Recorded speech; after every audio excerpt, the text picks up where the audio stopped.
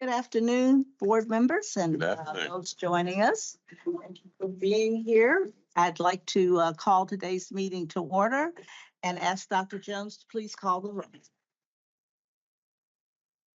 Holly Bloodworth, Here. Mike Borchers, Here. Justin Pate, Here. Julie Pyle, Present. Randy Poe, Here. Sharon Porter Robinson, Lee Todd, Here. Steve Trimble, Here. Diane Woods, Here. Lou Young, Lawrence McCroby.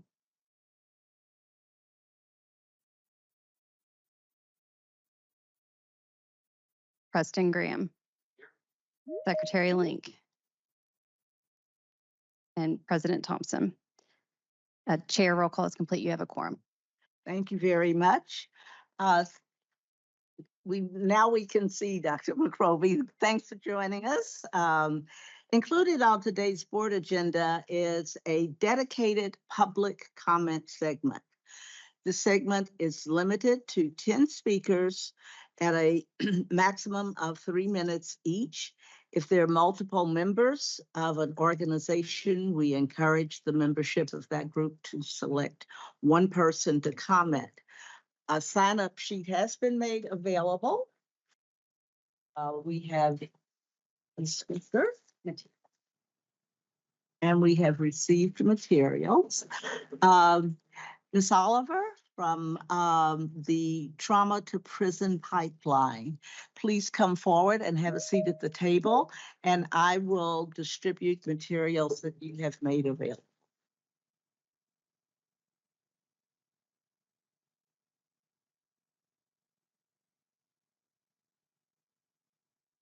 Your mic is live and you can. Okay. Thank you. Hi, I'm Taniqua Oliver. I'm a quality of life activist, but I'm also known as Mama Grinch.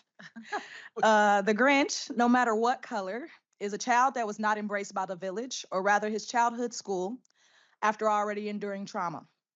So as a full-blown Grinch that endured a traumatic situation along with my children, I demand that it ends with us. The most pivotal lighthouse that I have found along my journey was my son's 7th grade social studies teacher that became a second set of eyes in the middle of our storm. I was bedridden and combating a slumlord while my teenage son's hormones shot through the sky. I could barely breathe while I was chasing my son through Shelby Park in Louisville, Kentucky, as I had then realized I was a helicopter mom while the rest of my son's friends' moms were not. The connection point for my son and the boys, along with their own individual traumas, was the public school system. And it is undebatable that my son and his friends were either going to drag each other to prison or to success. My son's 7th grade social studies teacher got in the ring with me for my boy the moment he set foot on school grounds, and so did officers assigned to my neighborhood the minute he stepped a foot off of it until he got home as a walker. It takes a village. So with that being said, what I'm demanding is possible. The Kentucky Department of Education is 1,000% a portal into or out of the trauma to prison pipeline, as every child in Kentucky is mandated by law to attend private or public school. To whom much is given, much more is now demanded of you. So I've put together policies or bills that I need all of you to review. I'm also taking these policies to our state and House representatives to save our children, but especially our Black children, as Black children are 2 times more likely to be sent to alternative school than any other demographic that directly mirrors the statistic that Black adults are 2.9 times more likely to go to prison in the state of Kentucky. Any board member, representative, elected official, or whoever dares to tell me no on any of these policies proposed is a part of the problem. They may require some edits, but they are thorough and sound. I do not care what needs to be done or what needs to shift. If you got money to invest in prisons, you've got some for our children too. Y'all tired of robberies? Invest in our children. You're tired of waking up and not knowing if your car is stolen? Invest in your family resource center. Tired of the murder rate not improving? Invest in our teachers. You want a safer Kentucky? Embrace the Grinch and treat him like your own. Thank you. We're only supposed to receive these comments. I thank you very much. We appreciate the proposal and we'll give it due consideration. Thanks for coming, Ms. Oliver. Thank you. Mama Grinch. Yeah. We need more like that.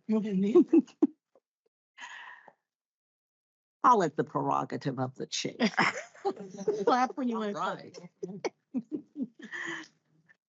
We'll turn now to internal board business, which includes a summary of minutes from the December 4, 2024 regular meeting, December 4, 2024 KBE State Schools Committee meeting, December 4, 2024 United We Learn Committee meeting, December 5, KBE regular meeting, and January 30, 2025 KBE Awards Committee meeting. The minutes for these meetings were distributed in advance. Are there any correction to any of the minutes you found in the portal? If not, then I would entertain a motion for the approval of these minutes. So moved. It's been moved. Is there a second? Second. Thank you, Ms. Powell. Ms. Bloodworth. We have a motion and a second. All in favor of approving the minutes, say aye. Aye. Are there any opposed? Thank you so much. The minutes are approved. The next item of internal board business concerns the recipient of the 2025 Robinson Award for Diversity and Equity in Public Education. Diane. Thank you, Chair Robinson. Dr. Samuel Robinson was a former member of the Kentucky Board of Education, 1991 to 2004, who made diversity and equity in public education his life's work. A noted educator and civil rights leader, Robinson began his career in Kentucky in Louisville in 1960. His diverse background in public education included everything from principal of Shawnee High School to president of the Lincoln Foundation.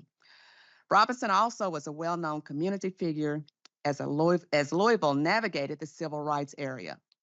Each year, the Kentucky Board of Education grants this award to a Kentuckian or a Kentucky organization demonstrating extraordinary efforts and contributions in the area of educational diversity and equity.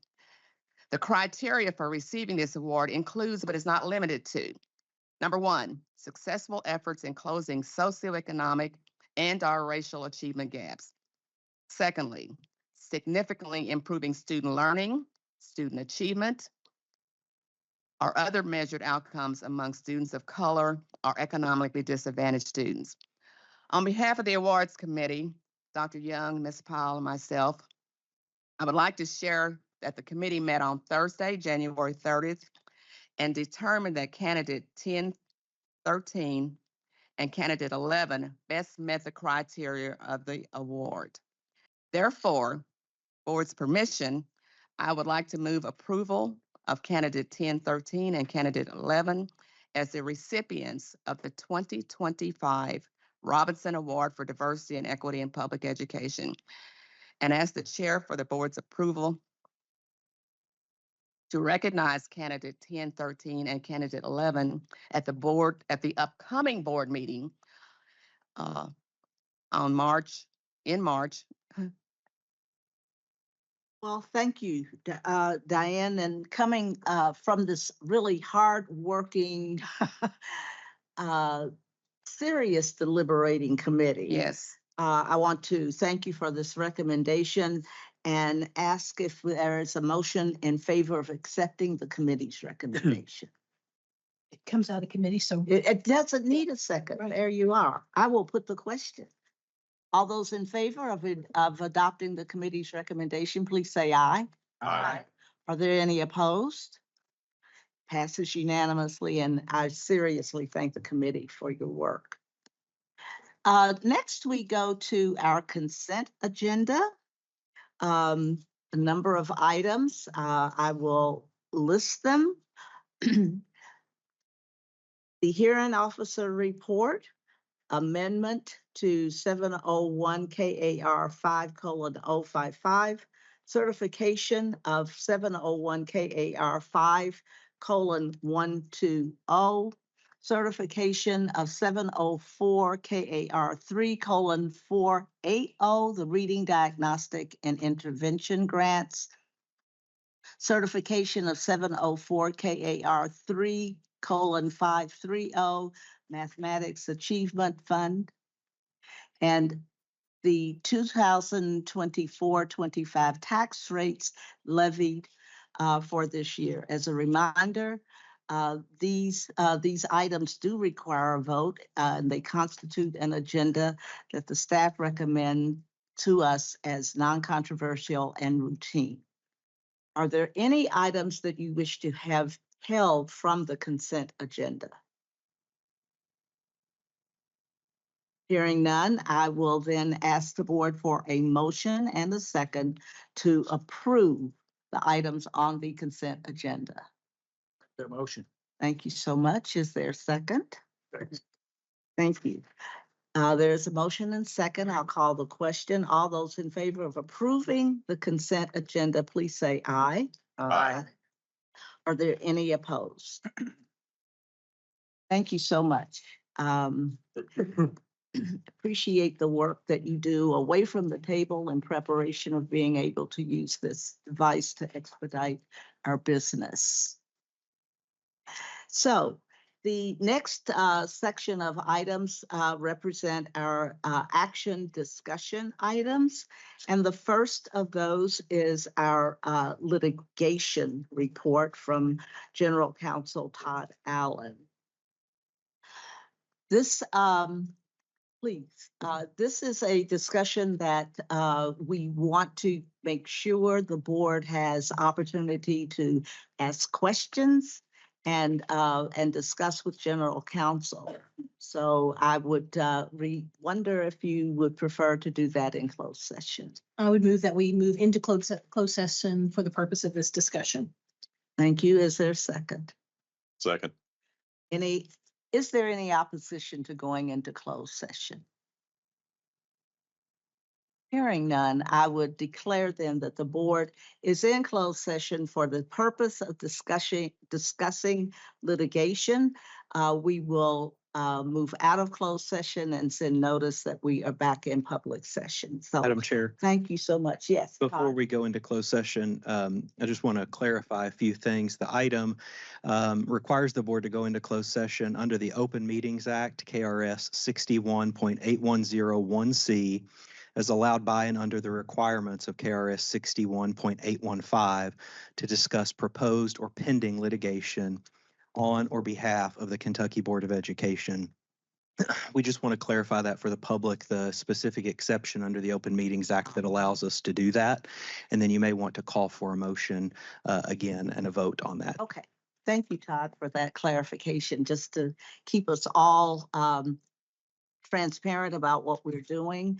I would move to go into closed session under the Open Meetings Act, KRS 61.8101C, as allowed by and under the requirements of KRS 61.815 to discuss proposed or pending litigation against or on behalf of the Kentucky Board of Education.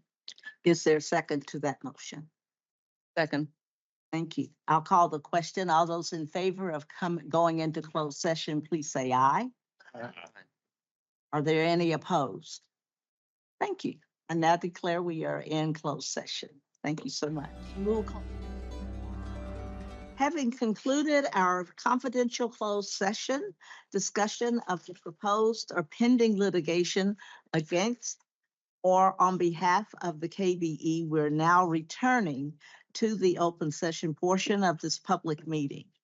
The Open Meetings Act provides a public body like the KBE, prohibits the a public body like the KBE from taking any action in the closed session of a public meeting. The KBE did not take any action during our closed session discussion.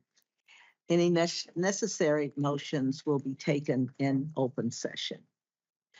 I now would like to move us to the next item in our action discussion agenda, the waiver request from Carroll County Board of Education related to 702 KAR 4:180, and ask Associate Commissioner Matt Ross and KBE Division Director Che Ritter to come to the table and bring other colleagues as you will. Thank you. Good afternoon. I'm Matt Ross. I'm the Associate Commissioner in the Office of Finance and Operations. Lindsay Swartz, Policy Advisor in the Office of Finance and Operations. She's standing in for Che today, so Wonderful. Big shoes. that's right. So the first waiver, we have a series of waivers before you. The first one is from Carroll County.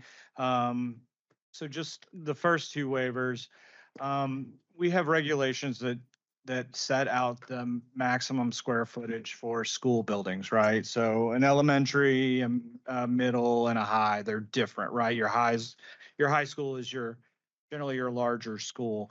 And so your largest schools. But so when we see districts repurposing buildings, going from a middle to elementary, or taking a high school building and making it a middle school, sometimes they run into size issues because of our regulation. We allow a variance, which is up to 125%, but beyond that, they have to come in here for a waiver. So these first two sort of deal with that. The first one is from Carroll County, and Carroll County is a middle school that a former middle school that is used for elementary, and they're requesting this waiver so that they can do a renovation to the cafeteria and to the kitchen, sort of reformatting how the layout will be. They were really running into when they bring it as an elementary, being able to run enough lunches through there in a timely manner without, really. And I think we have representatives of Carroll County that can sort of speak to that sort of obstacle. But yeah, we support sort of this waiver, allowing them to do the renovation to the kitchen and the cafeteria. And I think another important point is, and I'll let Carroll County talk to this, but they have expressed their desire to ultimately move to a universal preschool, which would also be housed in this building. So, Superintendent, did you want to say anything about your waiver request? Thank you, Associate Commissioner Ross. I appreciate that. And thank you, Board of Education, for allowing me to speak for just a couple minutes. We are looking at trying to repurpose several of our buildings in order to realign our grade level structure. Currently, our grade level structure is a pre-K through 1 building, a 2 through 4 building, a 5 through 8 building, and a 9 through 12 high school. We're wanting to take the current 5 through 8 building and make that a grades 1 through 5 center. And in order to do that, our cafeteria would need to be expanded. The only way to expand the cafeteria is out towards the street. And that obviously has put us over the limit that's set aside by KBE. The impetus for us to realign this grade structure is better use of space. And in order for us to be able to attempt to free up 6 classrooms so we can offer universal preschool to all of our 3-year-olds and 4-year-olds in community to address our deficiencies in reading and math. Our preschool does a fantastic job of getting kids ready for kindergarten, and 90% of those kids go on to be reading on the 3rd grade level and stay that way. So this is kind of the linchpin for us to be able to offer universal preschool to our community that is so desperately needed. Well, thank you so much for joining us to represent the intent of the local community in seeking this waiver. Any further questions or discussion regarding this motion, this opportunity? I'll just make the motion that we move forward and grant the request. Thank you so much. Thank There's you. a motion. Is there a second? We have a motion and a second. I will call the question. All those in favor of approving the waiver request from Carroll County Board of Education, specifically the waiver of section 305.2.4, as well as the 125 limitation in section 305 of the Kentucky Facilities Planning Manual, incorporated in 702 KAR 4:180. All those in favor, please say aye. Aye. Any opposed? Thank you so much, and thank you, Carroll County, for bringing such an ambitious, intriguing proposal. Thank you, Madam Matt, Chair. you want to continue with a waiver request from Edmonson County Board of Education? I think we've got a Campbell County. Oh, I'm sorry, I skipped Campbell. Yes, back to Campbell County. Can't skip Campbell, so. So this is sort of in the same vein, very similar. You have a middle school that was formerly or at one time a high school. You have some proposed renovations that will add a new kitchen, cafeteria, some new classrooms that will replace sort of those temporary mobile classrooms. You also have the desire to surplus the central office and the alternative school and to move those within this this existing building. So again, this proposal will exceed sort of the 125%, but Katie fully supports this waiver. I don't know if we have representatives from Campbell County. Oh, yes, please. Would you like to come to the table?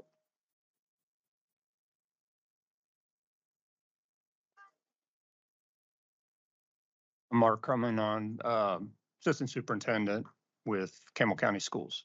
Thank you for being here. Would you care to offer further justification for the waiver request? Our district is trying to improve efficiencies and operations around the district, and this waiver would allow us to do that. The middle school that we operate was originally built in 1939 as a school. And then an elementary school was built as a separate facility in 1948. Then in 1961, those buildings were connected to create a high school and has not undergone major renovations since then. So our goal here is to renovate that current facility by adding on additional space. And then also our alternative school is actually in one of those 1960 California style buildings where kids go outside all the time, which isn't very safe and secure. So we're trying to move that into one facility also. And then our central office would be relocated also to part of that portion of the renovated part of the building. And we will get out of an old house that was built in 1961. So we're just really trying to improve those efficiencies by getting rid of some of those other buildings that are not cost effective for our district and our community and our taxpayers. Thank you very much. Questions, comments? Oh, just a question for Associate Commissioner Ross. I know, first of all, I'll make the motion on that, Mark. But my question is, I came from a district that had all those old buildings as well. I know we have the model program, but I know there's a lot of work that goes in from both the KDE portion and the districts because we got to follow the model program. Is there something we can do to help your office get this up there? I know that was talked about several years back, but I also know that a lot of people put a lot of work into this, that if we had some things updated or maybe a little more flexible, especially when you're talking 1935 buildings, there isn't probably a classroom in that building that meets what we're doing. We've looked at, we started the whole process of updating those regs, and that is still a process. It's just with some of the uncertainty with 678 and 825, like they kept rolling that forward with expiration dates. So it really sort of slowed us up and caused us to pause. Right. We'd rather them to go ahead and just codify a lot of that.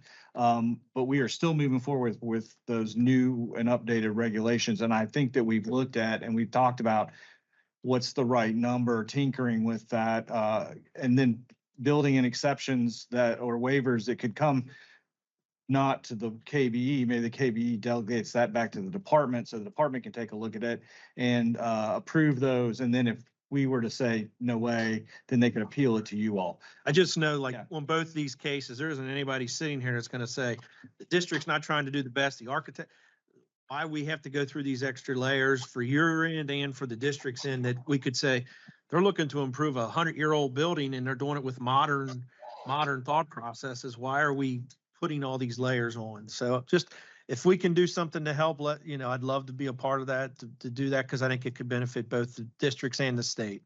If I may, I So- agree with Mike completely, Okay. and I know we're in the transition because of 678 to get to the point where a lot of these things can just be handled through the policy approach and make it easier all the way around. I see Greg saying, yes, please, so. So So Mike, Chair, I'll I'm make going to the motion. return to you for a motion. Yes, ma'am. I'll make the motion to accept the Second. waiver request.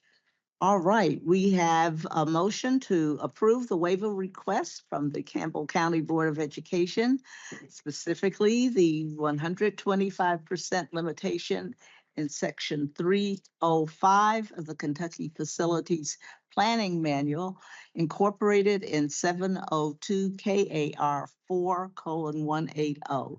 We have a motion and a second. I will call the question. All those in favor of approving this request, please say aye. Aye. Any opposed? Thank you very much for bringing this. Thank you all. Thank you. The motion carries. Now we'll get to Edmonson County Board of Education. Matt? So the Edmonson County Board of Education is requesting a waiver to our regulation that prohibits districts from acquiring property that has an easement that traverses the site. And so this waiver will allow the district to acquire that property that has an easement through the site. It's a power easement. And the district has provided us a site plan that demonstrates that it will not affect the project, the easement that's currently running through the property. Do we have a representative from Edmonson that you know? Yes, ma'am. Can you hear me? Please. Hi, this is Brian Alexander. I'm superintendent of Edmonson County. We're on NTI, so I chose to join virtually. We've got a lot of sickness down here, and I sure don't want to show up there and make anyone sick.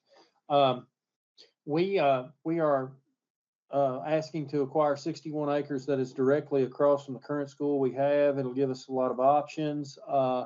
It'll infinitely improve the quality as far as getting buses in and getting parents. Right now, we have a situation where our buses and our parent pickup and everything is all right there together. It's going to allow us to change that. As I said, it's 61 acres. This came up last minute. We had already planned to build a school, and then this came up just all of a sudden across the road, directly across the road, and it would really make our site for our school infinitely better. We only have 11 acres across the road and already have a school on that site. So it's going to improve the logistics and the quality of the building site for us.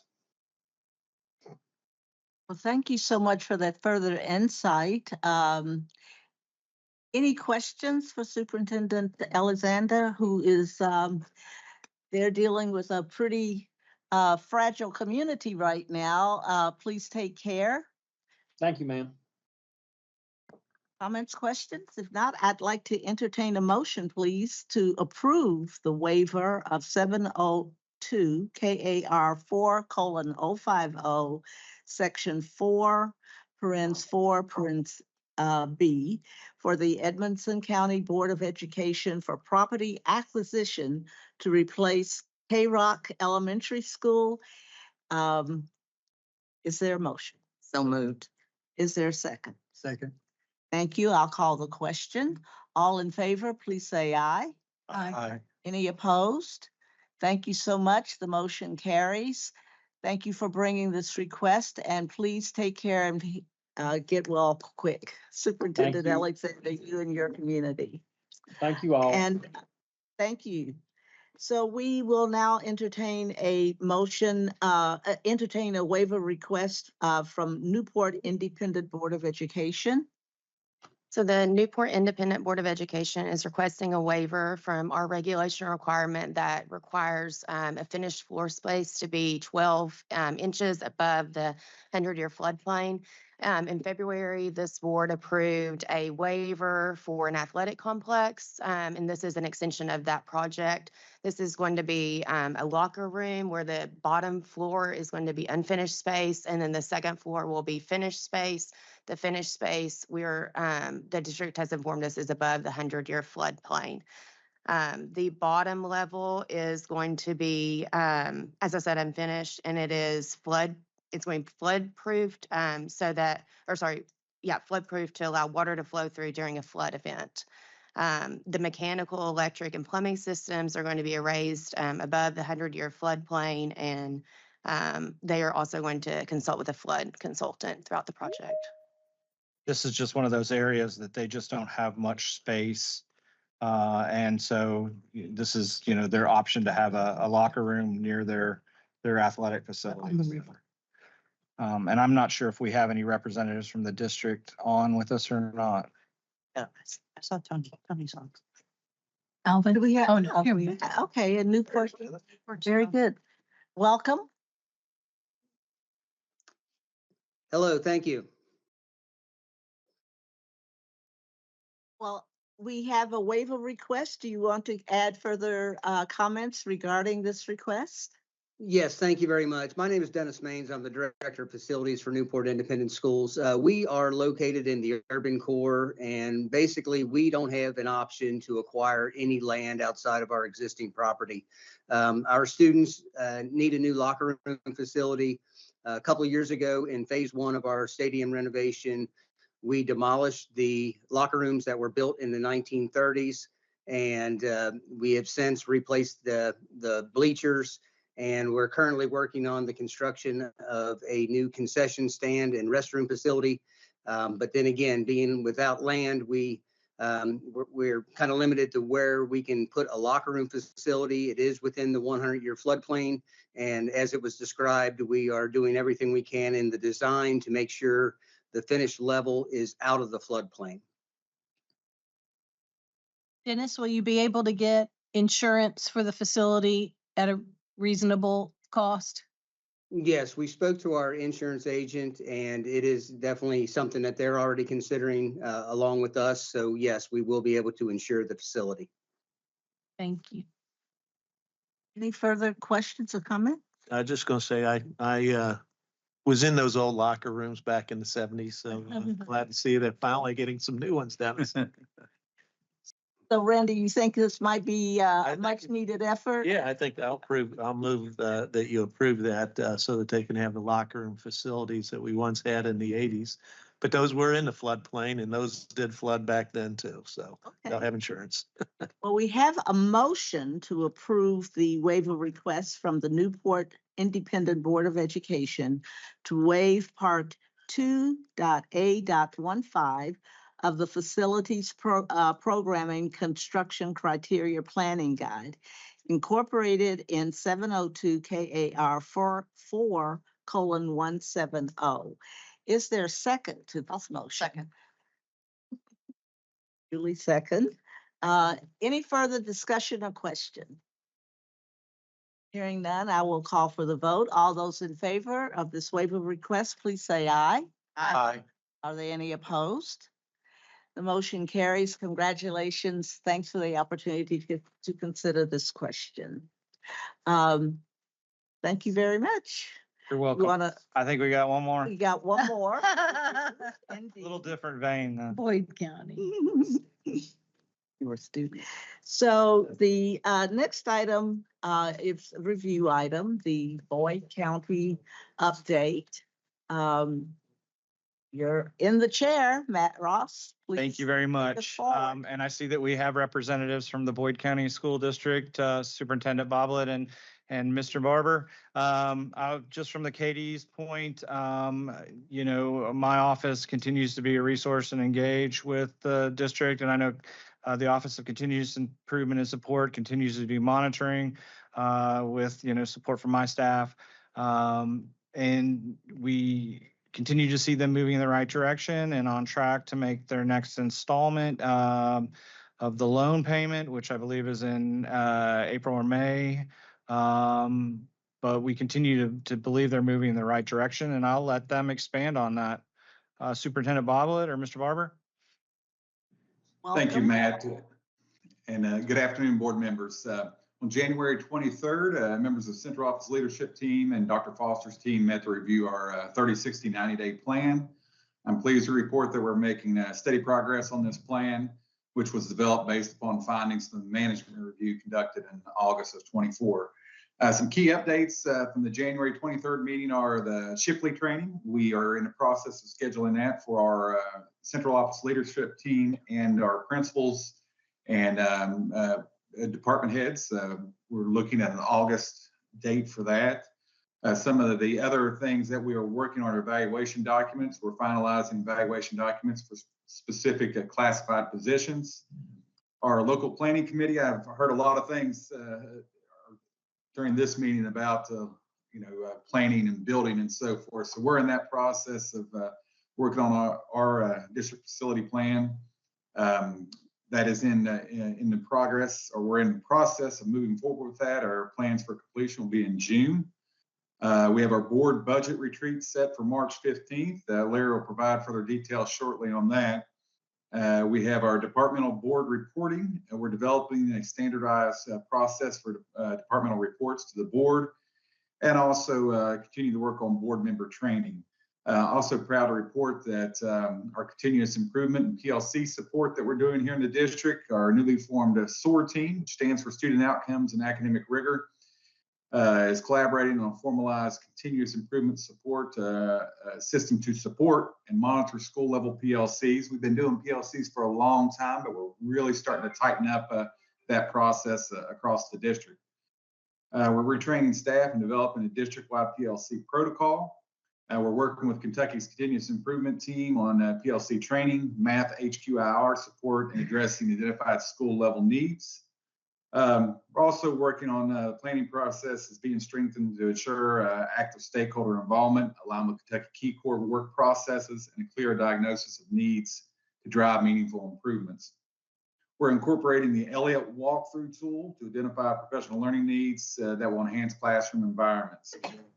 I appreciate the support of Dr. Foster and her team as we continue through this process. I also appreciate our Board of Education members and you all as Kentucky Board of Education and all of our teachers and classified staff members. They're the best in the business. I truly believe that. This time, I want to turn the discussion over to our finance officer, Larry Barber, for additional updates. Good afternoon to all the board members. Appreciate the opportunity to come and speak with you as far as where we stand in Boyd County District. Certainly wish it was under different circumstances, but we want to make sure that we're accountable to you due to the $645,000 one-time loan that we received from KBE and that we are very appreciative of. As was kind of alluded earlier there, we do have that one-time loan. We have actually made our first payment, which was due in February. That was made in December. And we are currently this week getting ready to send our second installment, which isn't due until April, but we are planning on sending that in here within the next week to meet our second payment. And then that will leave the one payment that we have left as far as that $645,000 loan that we have. We're also continuing to improve our communications with all the different stakeholders within our district here, and that includes the superintendent and myself having regular and weekly meetings in which we discuss things that may be on the radar that he needs to be in the know about and that he may need to share with me as well. It also includes a dialogue that I have each month with our Board of Education members at their monthly meetings to kind of give them an update as to where we stand on our financial status and to field any questions or concerns that they may have as far as our finances go within the district as well. We do believe in looking at our budget for the first 6 months that we are on track to meet the 2.9% contingency that was set in place in the working budget that our board approved in September. So we are encouraged by that and hope to continue that through the remaining half of the year as well. The big thing that we're working on right now is to begin the budget process for the 25-26 year. So as a result of that, I presented a draft budget to our board at last week's January Board of Education meeting, outlining them a roadmap for us to get to a $1.4 million contingency or a 4% contingency, which would raise us up another percentage point from where we hope to be at the end of this year as well. The board was also, during that presentation, was also encouraged that we can reach that, but there are going to be some certain actions that are going to have to be taken as a result to get us to that level. The first thing that I shared with the board was that it was going to be imperative that they looked at the 4% increase in revenues as far as tax rate goes that they will be approving in August. That's going to be essential for them to do as well. Another thing is that we need to make sure that our district is in compliance with the staffing allocation that is in place. And then the third thing is we need to maintain the costs as they are at the present level there, unless there is something that is absolutely essential and necessary for the upcoming year. And I shared with them that I believe we can get that, but we're going to have to work together and we're going to have to set into place some actions that are going to need to take place as well. So as a result of that, Mr. Boblet and myself are scheduling some staffing allocation meetings with our school principals for tomorrow, and we will be looking at how we can get our staff at each of our locations in alignment with where those staffing allocations are as well, so that we can work toward that May 15th deadline as far as non-renewals and even to see if there would be a need for a reduction in force as well. But we want to make sure we meet those deadlines. We also have scheduled meetings with our other departments, such as transportation, maintenance, our special ed, curriculum and technology, to also discuss their costs for the upcoming year and to look at staffing in those areas as well and see where we think we may be, where we may stand in those as well. And then at that point, we have a budget committee that has been put into place that met in December. And then all of those members will come together. Our plan is for all those members, after we have these individual meetings, we'll come together and take a look at the budget based on the discussions that we've had, and then work toward refining the working budget as we work toward that tentative working budget, refining those numbers and present it to our board at the March 15th budget retreat that we'll have with our board members, as Mr. Boblet alluded to as well. At that point, we'll align with what the district leadership has said that we feel the priorities need to be for the upcoming budget, and then make sure that the board members align with those as well. And from that point, once we're all on the same page, we will work toward further refining that working budget as we move toward the tentative working budget that will be approved in May by our Board of Education. One other positive thing is too that we do have monies after we pay all of our bond payments. There are some funds still available after the payment of all those bond payments for the year. So we are looking to present a capital funds request to our Board of Education so that we can free up some of the expenses from our general fund to help ease and to help us reach that 2.9% contingency as well. So these certainly have, since the beginning of this particular year, they've been challenging times for our district as we seek to move forward from where we found ourselves in June. But I do believe, from what I see, that I believe that our people are up to the challenge and that Boyd County will continue to move forward until that incident that happened in June is in our rearview mirror and we won't even talk about it again. So appreciate your time and effort here today, and we appreciate all the KBE, the district support staff has provided to us as they help us kind of move along and navigate through this process. So thank you very much for your time today. Well, we certainly appreciate your willingness to come and share these updates with us and to give us so much insight into the processes and that you are undertaking, and the what we're seeing is a knitting together of a very, very organic, healthy organization. And it has been a pleasure working with you. Yes. And thank you. I just might add, Larry, that I wish more local boards of ed would do spring budget retreats. I think that's a great best practice and certainly appropriate for you and your team. So anxious to hear how March 15 goes. We'll report on that the next time, Lou. Fabulous. We look forward to it. Other comments, questions for Boyd County? Well, it's been a pleasure to be on this journey with you because you've been such willing and able and really forthcoming partners. Thank you so much. Thank you, Madam Chair. Thank you, board members. Thank you. Thank you, Matt and colleagues, and you've had a good part of the agenda today. But next, we're going to the Kentucky High School Athletic Association annual report on Title IX deficiencies. We'll ask Mr. Taggett to come to the table along with our Deputy Commissioner and General Counsel, Todd Allen. Good afternoon. Thank you, Madam Chair. The board will recall that your regulation designating the Kentucky High School Athletics Association as your agent to manage interscholastic athletics requires that KHSAA perform Title IX audits of its member schools and report to you on an annual basis.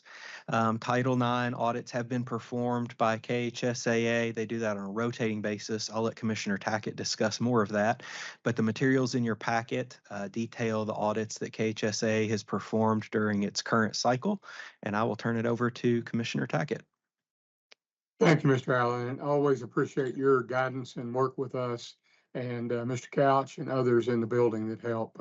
Apologize for not being able to attend. We have a conflict with a couple of General Assembly things, and but this is the last resort. I prefer to be there with you all. But thank you, Madam Chair. The report details the 43 visits that were done last year. Last time we did this report, you all had a couple of concerns about a couple of schools. We immediately followed up with them, and our Title IX team was a little more cognizant of the information on the right-hand side of your report, the grid that shows the schools, and making sure that any follow-up that needed had been turned in. We focus on facilities, programming, and benefits and opportunities for the students. You know, there's a lot more to Title IX than just athletic facilities, but we're honed in on the athletic focus.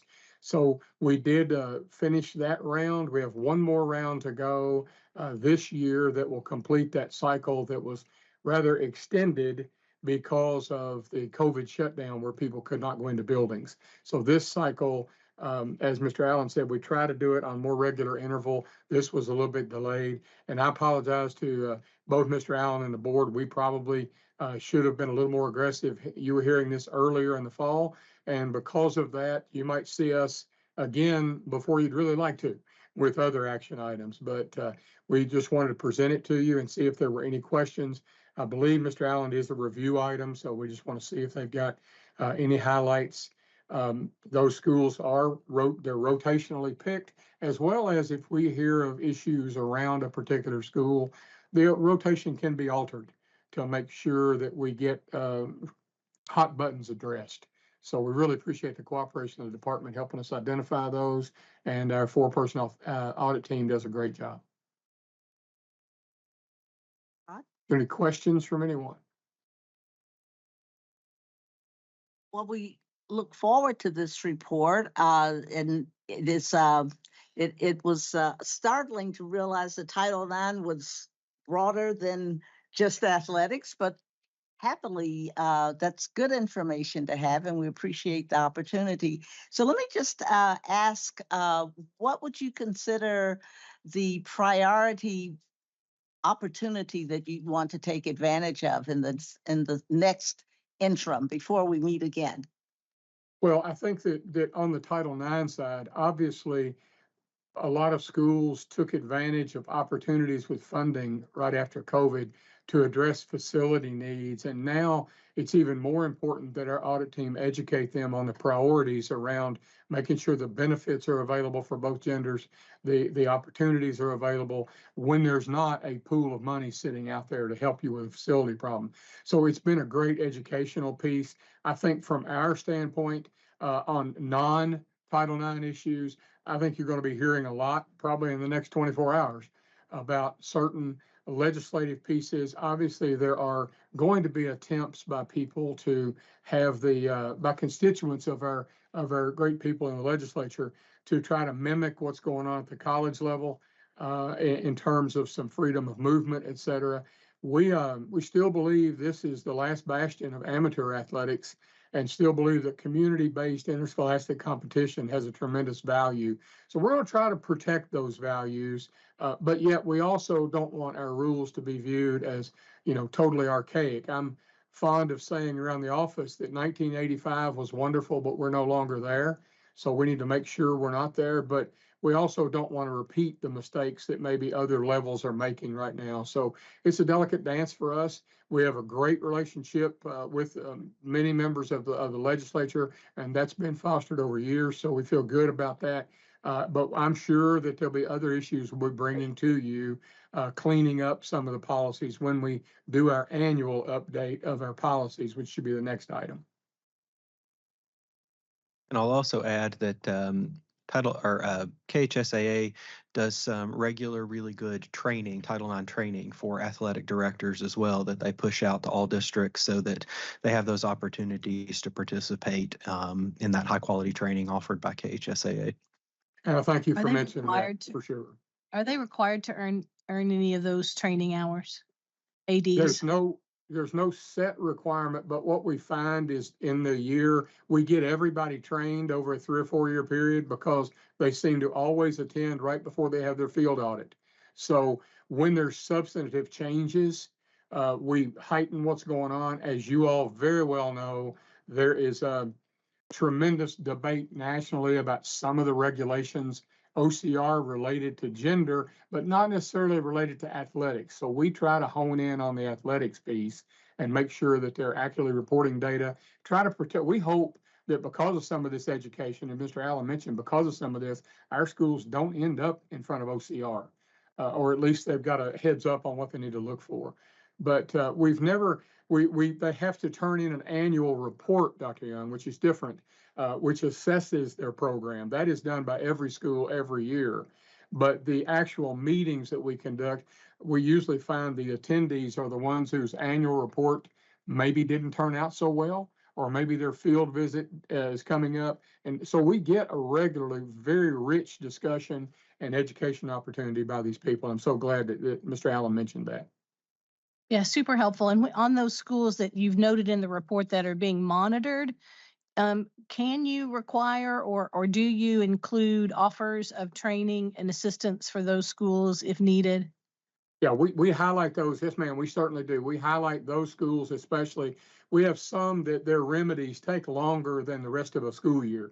So those are the ones we normally list as we're monitoring to see how it goes.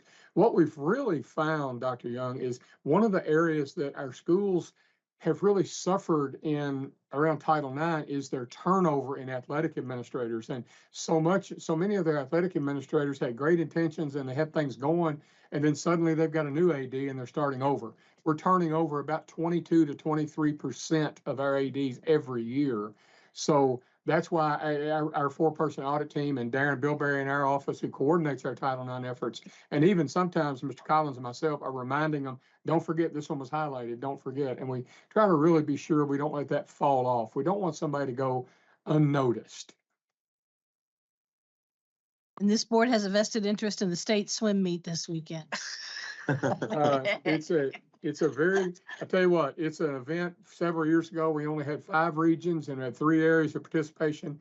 We expanded the number of regions and now we got everybody swimming from everywhere. It's a great They're swimming all over competition. with Yes. blonde hair. Yes. Other comments, questions, Mr. Tackett or Mr. Allen? Well, thank you for bringing this report and helping us focus on these issues with a refined, ever more refined lens. We appreciate the partnership. All right. Thank you, Madam Chair. And you all have a great day. Thank you. Thank you. The next item on our agenda concerns our legislative update. So we'll go from the swimming pool to the Careful. to other pools of deliberation. And we're gonna keep swimming. Be our goal. Just keep swimming. Just keep playing. Swimming. Nemo. Brian has your backstroke. All right. So first update of the session. Wait for the slides to catch up here. There you go. So a lot of this will just be review, but just wanted to make sure you all had it, and then we'll talk briefly about some of the action that has happened, and then I'll answer any questions you have. So, have about 2 weeks to go before bill filing deadlines. I've not had a chance to check the bills that dropped yesterday. Before that, we already were tracking about 41 bills that dropped the first week of the session. So lots more to come. I will say that in a sign of the work that the commissioner and interim commissioner Robin Kinney did before him, we've seen more bill reviews and bill drafts and been asked for feedback more already than I think we have ever before since I've been around, which hasn't been that long, but still a good sign that I think some of the efforts that we were putting into in building relationships in the annex is paying some dividends. So happy to make that report. You'll see there that best day of the year, sine die, is 28th of March. So I think 25 days to go. So about 24 and a half now. So, but who's counting? Next slide, please. Again, probably things you already know, but just for anyone that doesn't know, here's kind of how you can follow along throughout the session. You can find the calendar, both the session calendar and the committee calendars there at the first link. Everything is streamed either at the KET site or on the LRC YouTube site. So especially as we get a little later in the session and multiple committees are meeting at once, KET only has 2 live streams, so some stuff does get bumped over to the YouTube site, which you can find there. And then, of course, you can follow the bills there at that link as they get dropped and kind of follow along. We will also be sending you all updates pretty much weekly from now till the end of session, and we'll include kind of a list of bills and things to follow, along with kind of a short summary of what's happened during the week. Obviously, that tends to get a little longer as we get later into the session. So hopefully we'll be able to send you all the first one of those on this Friday and the email you all get weekly. So start watching for those. So heading into the session, really one of the biggest pieces of news was the surprise move by the House to split the Education Committee into the Primary and Secondary Education Committee and the Post-Secondary Education Committee. So again, didn't see this coming. I don't think a lot of people did, but very happy to see Representative Scott Lewis as the new chair of primary and secondary education. He is a former superintendent of Ohio and Hancock counties, has been a tremendous supporter of not just the department, but public education. So very happy to see him in that role. He will be joined by Representative Mike Kleins from Northern Kentucky. He is a longtime educator within the Catholic school system. So good to see him in that seat. We have not had a whole lot of dealings with Representative Kleins as he's fairly new, but have had the chance to meet with him already a couple of times. So working on that one. And then just for your all's information, and we will have some legislation that crosses over into the post-secondary world, especially as it relates to EPSB. But Representative Tipton will continue to chair that committee, and Representative Baker, who is one of his vice chairs prior, will join him in that role. So this is a big split, a big change. I've already had a few people ask me how this will work once we get to the interim period, when generally the House and Senate co-chairs split the agendas. So now we'll have 3 co-chairs. So a little unclear how that'll work, but we'll cross that bridge when we get to June. Anyway, primary and secondary education had, I think, their first meeting this morning. So already off and rolling. So we'll see how it goes. But again, next slide. Here are the committee members of both. So had a little bit of a few changes on both committee lists. So just familiarize yourselves with those. You can see who's in your area and who you might run into. A couple of new faces in the Senate that have joined the Senate Education Committee. And then obviously, as they split the education committees in the House, we have several new members to Education Committee in general joining in the House. So good, an interesting change, and one that we will continue to work through and with. So next slide, please.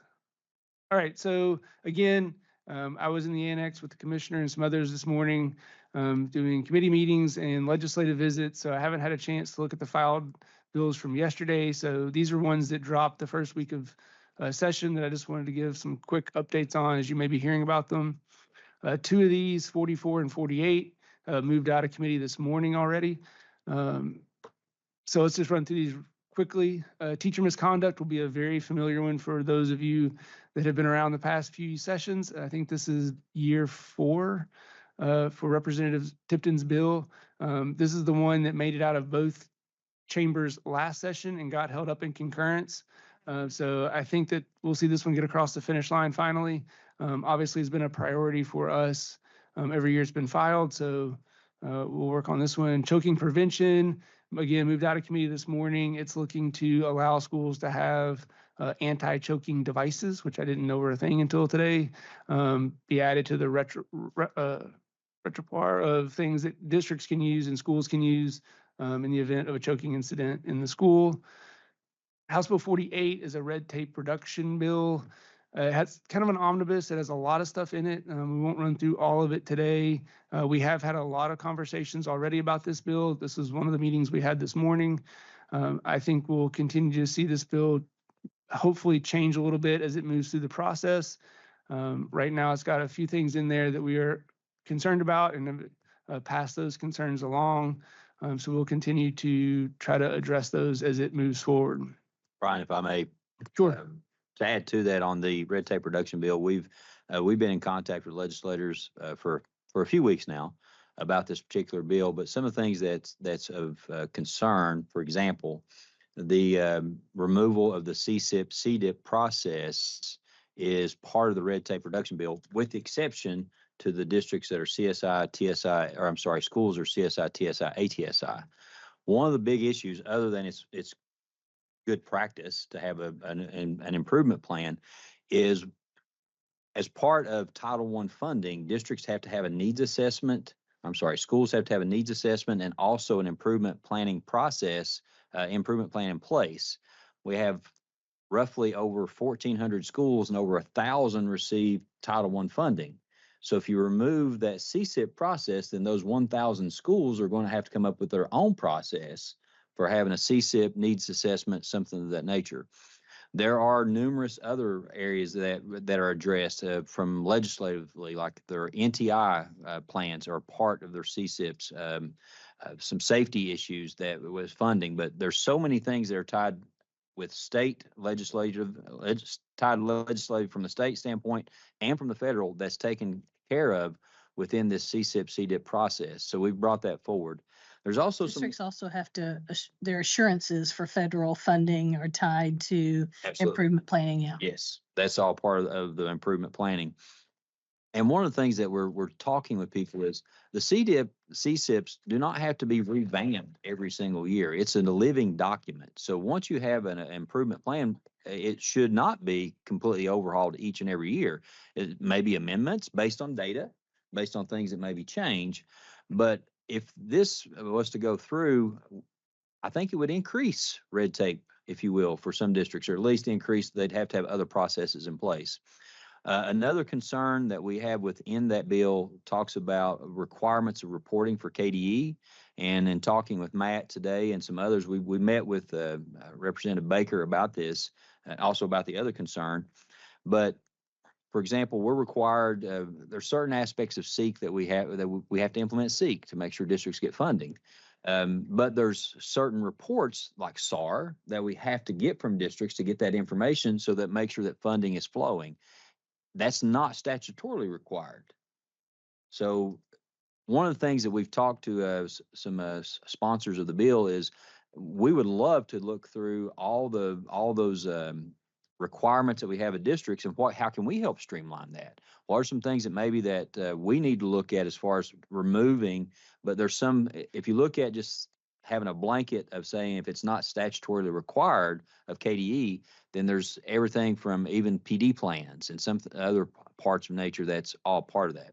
Now, there's other parts that are in there, I think, that are there to help as far as expanding, instead of having certain professional development requirements every single year, maybe move that to a 4-year rotation. That's something else that's within the bill, which essentially, if you had a brand new teacher, they would have to take the PD.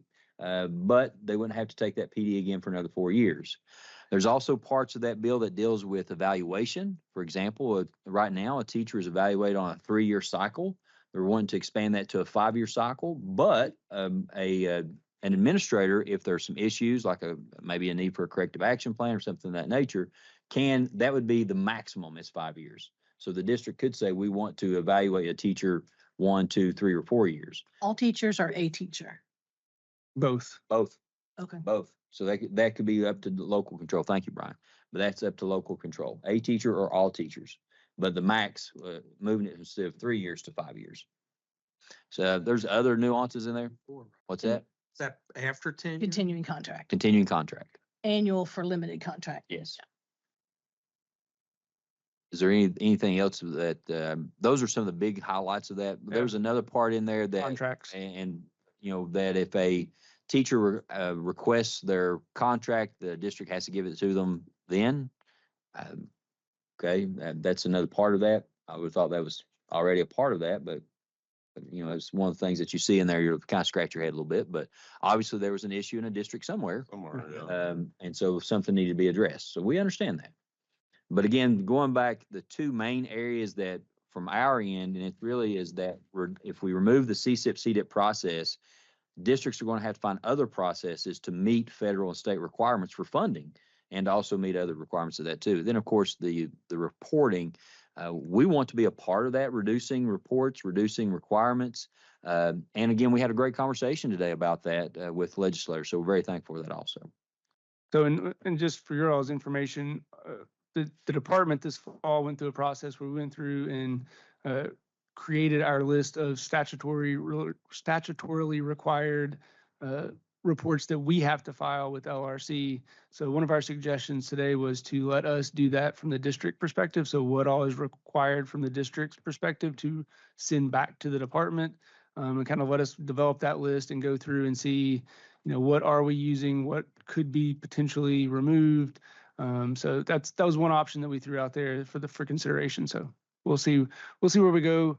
Like I said, it's now on the floor. So hopefully we'll see a floor amendment get filed to kind of address some of these concerns.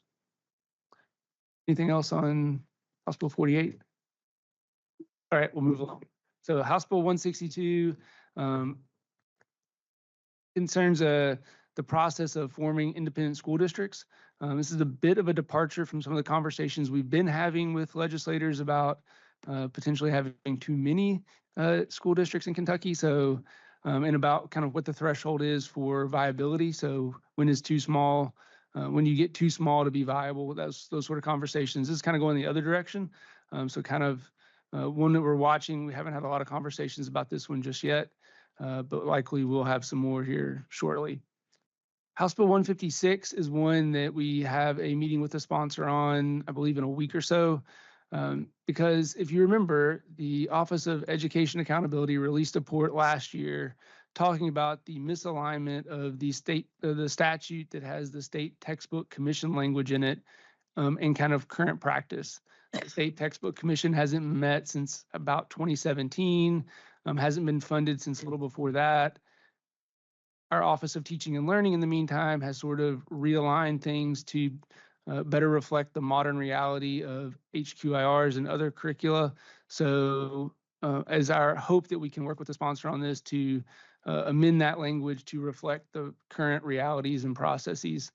So hopefully, like I said, we've already actually mentioned this to them today after the committee meeting, kind of why I'd reached out to set up the meeting. So hopefully we have a good conversation about that.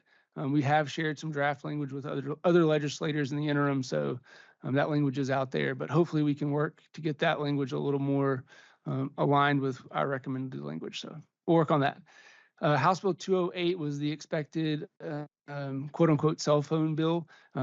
Obviously that will also apply to other like wearable technologies like smartwatches and stuff. But right now it's I think it's a bell-to-bell ban on those technologies in schools. This is something that we've seen in other states. We've heard from even students in other states where this has been implemented, kind of the advantages that they see after it's been implemented and gotten over the withdrawal of the smartphone and smartwatches, and realizing kind of the value in having that time back. So Happy to see this bill get filed. I suspect that it will move fairly quickly. House Bill 68 is from Senator Rawlings. This is a repeat bill from last session when he was in the House. We again got a chance to review this bill. It has a couple of priorities for a couple of our offices. And it is truly a cleanup bill, amending some small things here and there and deleting some things that are no longer relevant. So happy to see this one get filed. Hopefully it will get a hearing this year. I don't think it got heard in committee last year, so hopefully it will get heard this year.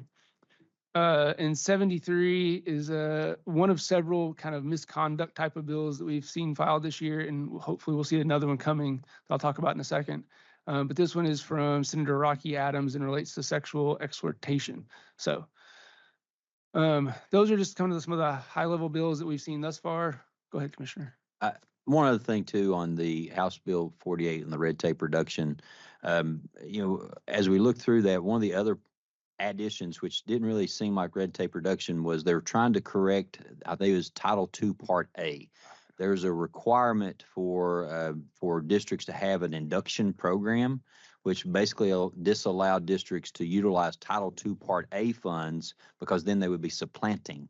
So it's more permissive language in the red tape reduction bill, so that it would allow federal funds that Title II Part A funds to once again be used for those induction and training programs. So again, that was something else that was within that House Bill 48. Just wanted to try to mention that. I apologize for missing that earlier.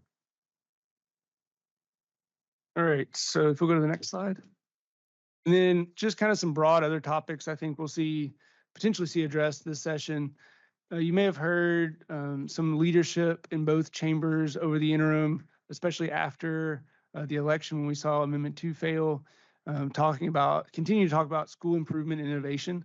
So I think we'll continue to see some bills get filed related to those things, and essentially asking how do we address schools that are perpetually CSI, TSI, quote unquote, low performing.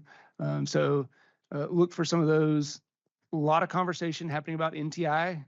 As I suppose you all realize, we have sent over data as of Monday on the number of NTI days that districts have used, the number that are already at or above 10 in some cases, which is the max allowed. The commissioner cannot grant additional NTI days.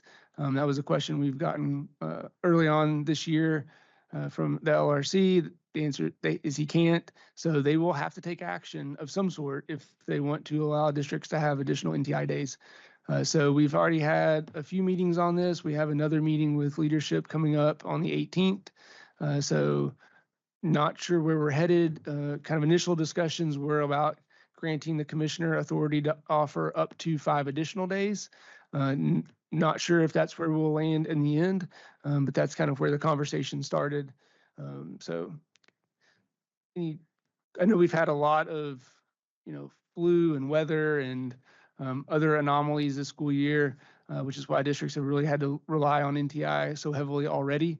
Obviously, we have another 2 months where we could have severe weather. So it's likely that we'll see districts use more NTI. Right now, we're dealing with flu in pretty heavy numbers in a lot of districts. So it's kind of been one thing after the other for districts. So that's kind of driving the talk about all the NTI days. So we'll see where it lands. Commissioner, I don't know if you have anything else on NTI days. The discussions have gone from possibly allowing the commissioner to grant up to 5 additional NTI days to, do we look at the 1,062 hours versus the 170 days?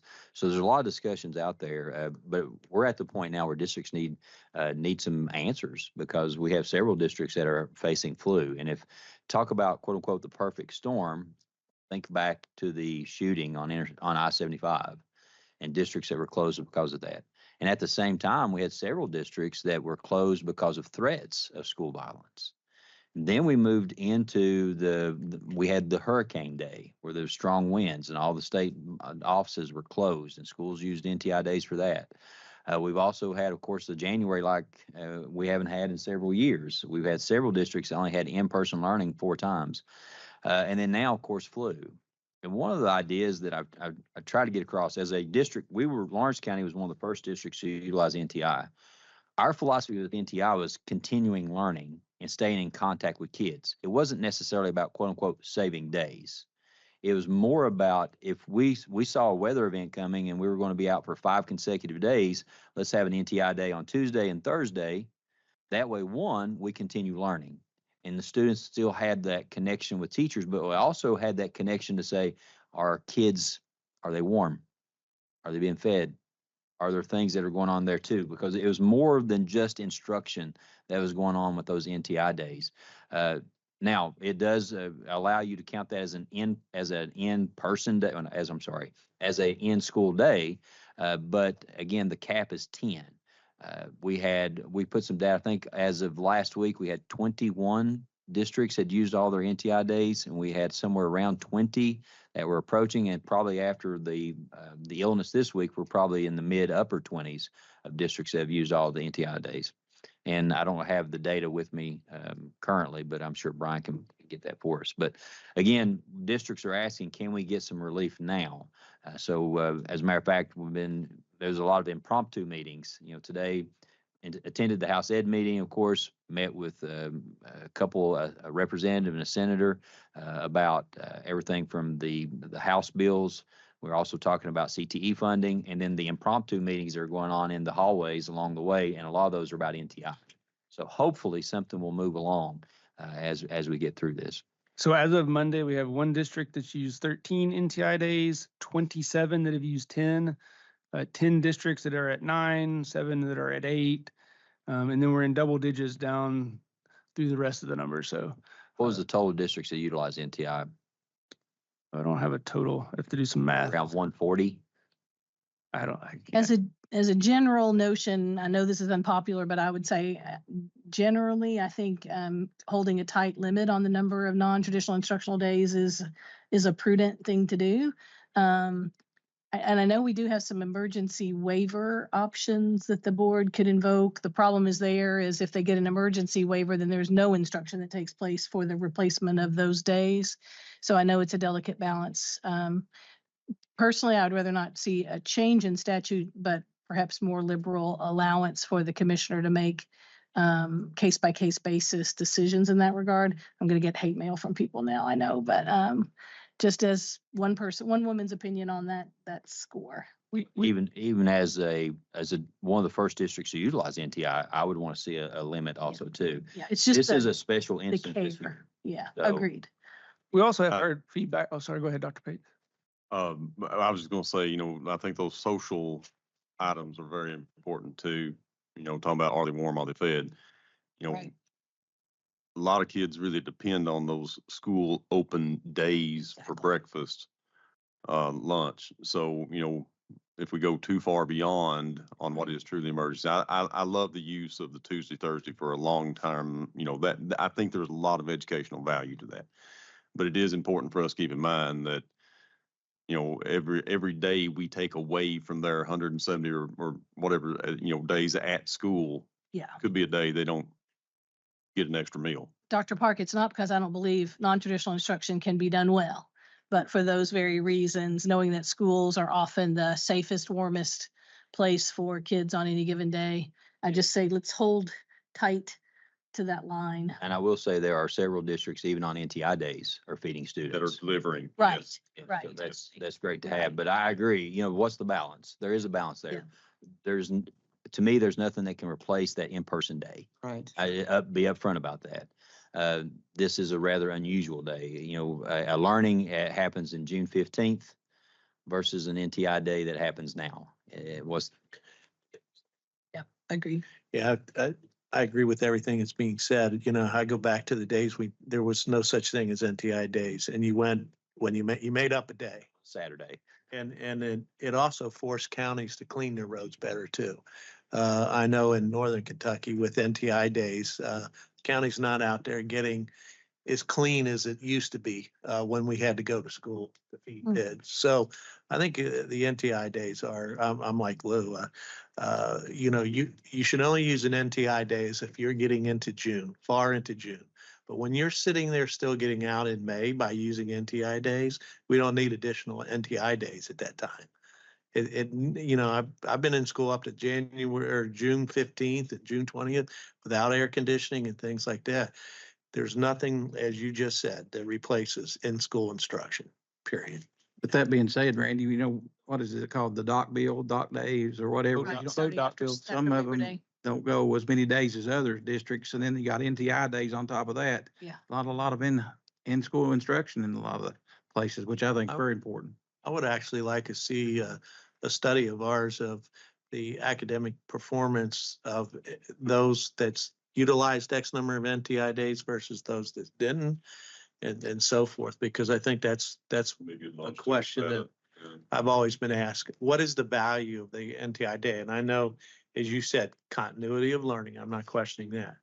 But the continuity of learning, and it depreciates as when we can't offer remedial services and enrichment services on those same days. So we should look at the data long term. And again, to go back, when I first stepped into the role of superintendent in Lawrence County had missed 34 days prior. So with that 34 days, one of the things we looked at again with that philosophy is how do we continue contact with students? It wasn't about making up days. It was never about making up days for us. That whole integration and the relationship with the students and the community that the school has to fulfill and be a part of that gluing and that knitting process, that's a function that is ongoing and achieved through the in-person learning primarily, and resources like NTI days when they are required. But to know that when there is an emergency or the special circumstance, you have to be under the anxiety of ambiguity, not knowing, not being able to plan, is not how we want educators using their time and energy. So, I think that we are approaching this with the right kind of respect for NTI days, because it is an important resource. The primary function is to take care of kids and make sure that they are in a position to be able to benefit from the learning opportunities. And what I've heard, Chair Robinson, from several students, especially this year, that I'm ready to get back in school. I miss my friends, and I think that's important too. We're always talking about student voice. It'd be really interesting to see how many students are saying that, it's beneficial, that relationship. Yes, exactly. And at the same time, when you are meeting the day and you know that it is unsafe to transport students, you've got to address that reality. So I really would, I kind of want to say, let's get ourselves in a position of having educators make the best call they can for their community, their kids, and the function they serve in that community. And if we need a regulation or a bill on NTI, so be it. But I do think educators want to typically do the best they can. And enough said. I think that was a very good point. The local superintendents know more about their districts than anybody, and probably made a good point, Dr. Fletcher. They're not too, NTI days are good to keep you from going into June. As an old former superintendent principal, not a whole lot goes on good in June. The district and attendance is usually pretty poor there too. And Saturdays, which we used to go many, many years ago, attendance was just awful. So, it's there's a good mix there that I think that could be important. Dr. Fletcher, I'd say too, it's about perspective. 10 years ago, everybody was developing knowing they had those 20. And when you go 5 or 6 years with weather like we've had, you don't miss a lot of days. Now, all of a sudden, you're missing 10 or 15. That's like Dr. Poe's saying, you might have to go till after the holiday. That's just going to be part of a bad year. And hopefully you don't have that multiple years. But I would agree. I don't think we need to make any knee-jerk reaction on one big storm and one bad January right now. All right. So what's the attitude on assessment and accountability, growth versus change? So as you all know, the assessment and accountability work, we've really targeted the next session, 2026, as kind of the push for introducing legislation. However, there has been some conversation more recently about moving to growth more quickly with a bill this session. So we may see a bill filed this session that would move to change to growth. Again, still kind of early conversations about that, but wanted to make you aware that could happen this session when we would still be looking to 2026 for more of a broad bill that would sort of fully implement the vision that is proposed through United We Learn, whatever that ends up being. And obviously that's still in progress as the commissioner has been doing the town halls and receiving feedback through that process. Obviously we'll continue to sort of refine that as we move forward. At the same time, we may see a bill filed kind of in the middle of this process to move toward growth, to move to growth. So, Commissioner. Yeah, and to add to that, in early on in the Kentucky Now We Learn and the work that we've done with our accountability model and reaching our moonshot, some of the early data talked about moving from change to growth, and it was 92% of the people that answered our survey said we need to move to a growth model. Where did you get the child and where did you take them?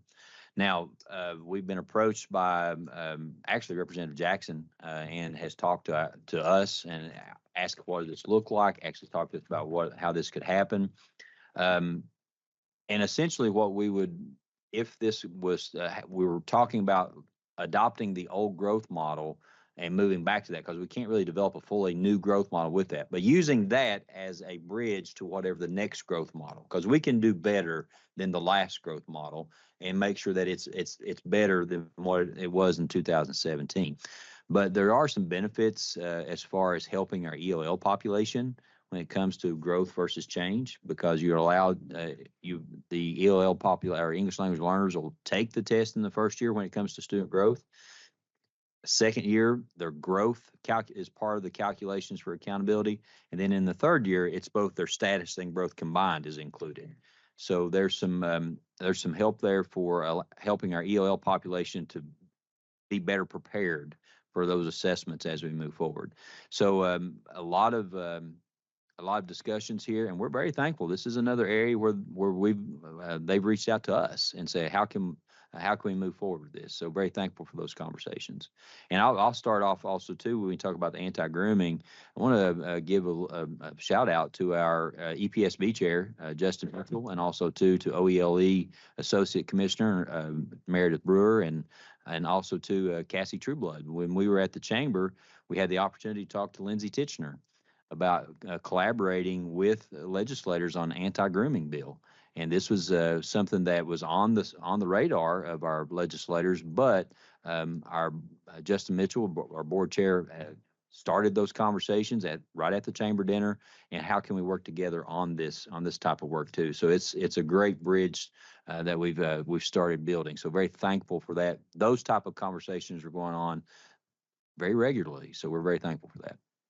And we actually met with Senator Titchener this week and kind of went over some draft legislation for the anti-grooming based on some model language from other states that's already passed in. So that is moving along fairly quickly.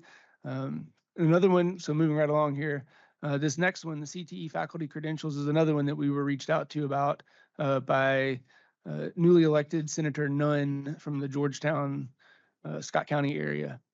So the issue here is that currently CTE faculty have to either have an associate's degree or earn one within the first 6 years.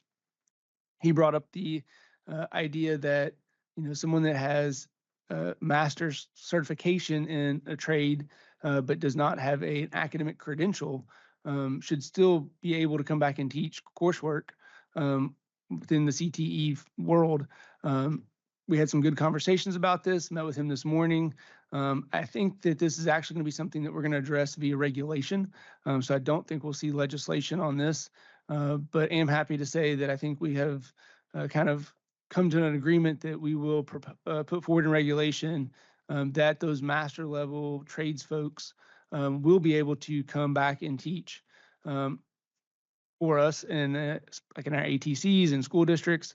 And this is an important change because there are some fields now in Kentucky, and I'm looking at Dr. Pate because I think ECTC was one of the first to do this, that have moved toward a workforce model for some of the trades like plumbing, so that there's no longer an AAS even offered in plumbing through KCTCS. So that's not even an option. So, another way to think about it is what do we do with someone that gets out of high school, goes to the local union, gets their initial certification through the union, but never goes back to get that academic credential? They get toward the end of their career, they're a master plumber, they want to help train the next generation. That's what this is trying to address. So we had a really good conversation with Senator Dunn this morning. Like I said, I'm hoping that this will be before you all, I think we said in June, and kind of start the reg process there. So For us or EPSB? I guess EPSB first. Okay, Yeah, okay. sorry. So anyway, that's moving forward. So glad that, again, another one that where we were reached out to, and I think found a way forward. So the teacher and principal mentoring, the commissioner mentioned induction earlier. We've heard a lot of talk about this over the interim, and I think a growing awareness of the importance both for not just the teachers, especially those coming out of the alternative routes, but also for new principals, and really starting to recognize the importance of building leadership, no pun intended. So I hope we will see some legislation again this year. This might be something we see really next year as they start to talk about the budget again, and hopefully put some money behind it. There's been several conversations regarding certification in general. One, practice as a requirement. So we have already seen a bill drop. I should have put it on here, that would eliminate praxis as a requirement. That was filed by one of the minority members. So not sure if it'll gain traction there, but may get refiled. We heard initially from Chair Banton, the interim, presenting about this. Don't know that she is still planning on filing a bill or not. So we'll see, but certainly likely to have some conversations around praxis requirements. We have also talked to Senator Deneen about easing the process for out-of-state certificate holders that come into the state. This is sort of a continuation of the conversation around the Teacher Mobility Compact. That was a DoD initiative a few years ago. That's still in the process of taking place. I think we've reached the critical mass in terms of states joining, and now it's sort of just working through the process of getting it working. But I think his idea is how do we sort of expand that idea of reciprocity to other states that are not part of the compact. So again, that's a conversation that's still happening. We actually had a kind of impromptu conversation about that today in the annex. So I suspect that we will have some more conversations about that as we move forward. Sure, yes. So eliminating praxis as a requirement, is that in lieu of having no licensing assessment? I think so. There was some talk of a district determined model. We haven't had a lot of conversations about getting rid of the practice entirely. I mean, the General Assembly could really benefit us greatly to require a licensing exam that is a valid representation. Sure. I mean, can present validity and reliability with respect to recognizing those who can, recognizing those who can't at some standard. And I think that And that's there are part of the multiple products out there. sure. At the time, I mean, there was a time when, there was one, and but that time has long since passed. Yeah. And there are many tools Sure. that we can use. I mean, that's. And I think I think the issue of range restriction that you identified is kind of the heart of the problem from the annex perspective, right? The anecdotal story of the person that could have been a great teacher but couldn't pass the praxis. Those are the stories that kind of get brought up when we talk about this, or they talk about this in committees. And so I think that's kind of part of the discussion is how do we do the best we can at identifying those that will do really well in the classroom and not artificially preventing folks from entering. And I think that's a valid question. Yeah. But there are ways of identifying those who are ready to start a career as a novice practitioner because they can show that they can advance student learning. I mean, there are there are ways to do it. So is this a time for us to engage the members of the General Assembly with informal briefing or information overview of teacher assessment? I don't want to say performance because that brings in all of this drama, but a portfolio that a candidate can present of valid evidence that shows that they know how to advance student learning in their discipline, in the based on the curriculum standards, There are ways of documenting that capacity that are really scientifically strong and maybe even stronger than praxis. And I mean, you know, it's Which we would want to do in partnership with EPSB too, because exactly. these are their regs. So, Exactly. yeah. No, absolutely. But I just would not want us to, have no licensing exam. Conversation. Well, one of the things that was discussed as far as if, for example, if a teacher was just falling just a little bit short on the practice exam, that they would essentially go to, if a district wanted to hire them anyway, they could, but they basically had that year to, if they were rehired back, then they are fully certified and move ahead, because what better way to determine whether or not a teacher can teach is to put them in the classroom. So, you know, if they were just a little bit short on the practice of a certain percentage or whatever, then they could go through and be hired by a district on I guess you could say a provisional. And if they passed their evaluation, then they could be hired back. Those are some things that have been discussed, but there are multiple ways to determine whether or not a teacher is ready. Did they ever adopt the standard era? They did, didn't they? I think it was. Did. Yes. Okay. Yeah. Okay. So it's not a Minus- precise minus- four. yeah, Okay. minus All one. right. Okay. For me. I think that's it for me. Are there any other questions? As always, I'm available throughout the session. If you have any questions or need anything, please let me know. If you're ever headed to Frankfurt and don't know where you're headed exactly, please let me know. Or if you just want to hang out and have lunch in the annex, I'll be there. I will say that Dr. Perry has done an excellent job of filling my schedules with meetings with legislators, which is very important to have those relationships. Having legislators to text me directly to discuss things, which is so important. I'm not saying we agree on everything, but at least those doors are open and those conversations are happening, and we're able to give a different perspective on different items. For example, great conversation today with Representative Baker on talking about the red tape reduction bill. We had some impromptu meetings talking with, just going through on NTI with Representative Tipton. But again, those type of relationships are very important. So very thankful that we're getting those calls, and Dr. Ferry plays a crucial role within that. So I'm very thankful for that. I will say we have meetings scheduled with, I think, all but 2 members of Senate Education in the next 2 weeks. So we really prioritized the Senate first this time because we have some really good, strong relationships in the House, primarily because we have so many more educators in the House. And we only have one retired educator in the Senate right now, Senator Deneen. So really focusing on the Senate early on, but we will certainly, I'll certainly be asking Stacy for dates for the next month here soon, so we can start scheduling House members. But any questions before I let you all? Oh, I also want to thank Dr. Jones for not sticking me at the end of the agenda. I think this might be the first time I haven't been the closing arguments.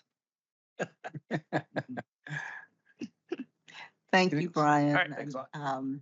And Commissioner, I really appreciate the time and energy that you've been contributing to building those relationships and bridges and opening channels of communication with members of the General Assembly. Our next item concerns a report from Advanced Kentucky, the annual update. Executive. Mr. Chairman, why don't we want to debate Elon Musk coming in and talking to us about it? No, we don't. While we're having this transition. The legislative portion. Every single agency, every single office here has been available to. So it's not just the commissioners, not just Brian. We've had every single group we've gotten calls, we've responded. When I say we, members of the team, whether it be associate commissioners, whether it be directors, whether it be policy advisors. So I also want to take the opportunity to thank each and every person here at KDE because they've contributed even more time than I have with legislators. So thank them for that too. I just want to point that out. Appreciate your saying that. So now we would welcome to the table Executive Director Anthony Myers, Access to Algebra Director Annette Williams, College Readiness Program Director Aaron Timmons, KDE Chief Academic Officer Mickey Ray, and KDE Deputy Commissioner Dr. Thomas Woods Tucker to present the annual update on Advanced Kentucky. Welcome. All right. Can you all hear me okay? Yes. Good. Good afternoon, Chair Robinson, members of KBE, Commissioner Fletcher, and all of our guests here. I'm going to make a few comments, and I'm going to turn it over to our Chief Academic Officer to make a few comments, and then we'll turn it over to Anthony Myers. I certainly don't have to remind anyone in this room that math achievement across this country has taken a tremendous hit since the pandemic, but I'll certainly say that not only is Kentucky, but school districts across the country, state departments across the country in terms of emphasizing math and literacy achievement are really making a strong rebound. And I have no doubt in the next year or two, we will at least be back at the pre-pandemic levels, if not beyond that. And we're so proud to be partners with Advanced Kentucky in these efforts. And I do want to mention a couple of things that were said when we look at the work that Advanced Kentucky is doing with the Kentucky Department of Education. They're expanding professional development. We heard the term professional development or professional learning mentioned throughout this afternoon. And they're expanding it to more school districts, which means more teachers are getting this in very rich, real-time professional learning. So that's a plus for our teachers and for our students. Secondly, you heard the term mentoring. They just started a new mentoring program, and I'm sure Advanced Kentucky is going to talk more about that in a little bit. That is so important, not only for novice teachers or teachers who are new to profession or teachers who are new to just teaching Algebra 1 or any of those courses. So we're happy about that. But to me, the most important thing is that Advanced Kentucky continues, and I say it again, they will continue to reach many of our underserved students. So thank you for that. And now we'll turn it over to our great Chief Academic Officer, Mickey Ray. Thank you, board members. I will not take much time. I just want to say that we're grateful for this annual review item. So this is something that we get to hear from Advanced Kentucky every year. They're going to update you on their progress and outcomes based on their varying initiatives. You're likely familiar with their college readiness program, but I'm especially excited for you to hear more about access to algebra. So Advanced Kentucky does receive some general funding to do their work, but we've also had the privilege of partnering with them using some of our numeracy counts funding specifically for access to algebra and increasing more rigorous mathematics coursework for our middle school students. So on that note, I'm going to turn it over to Executive Director Anthony Myers, and he'll be able to introduce members of his team. Thank you, Maggie. Madam Chair, Commissioner Fletcher, members of the board, as always, it's our pleasure to be here to talk to you about the work we do. We're very proud of what we do, and we're just glad to share it with you. I'll go ahead and get started and jump right in. We can go ahead and go on to the next slide. Our team largely is who we've been since we've been doing this work. We do have a new member we'd like to announce today, Christina Emerson. I want to just take a moment to acknowledge her. She's joined us. She is a middle school math teacher, and she has just jumped right in and provided excellent insight and helped us a tremendous deal in the expansion and the work we've been doing with middle school math. So we're very fortunate to have her. Next slide.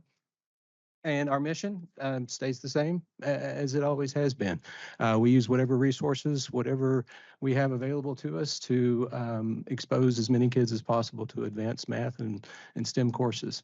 And with that, I'm not going to say much more. I'm going to turn it over to our program directors and let them tell you about the work that they've done.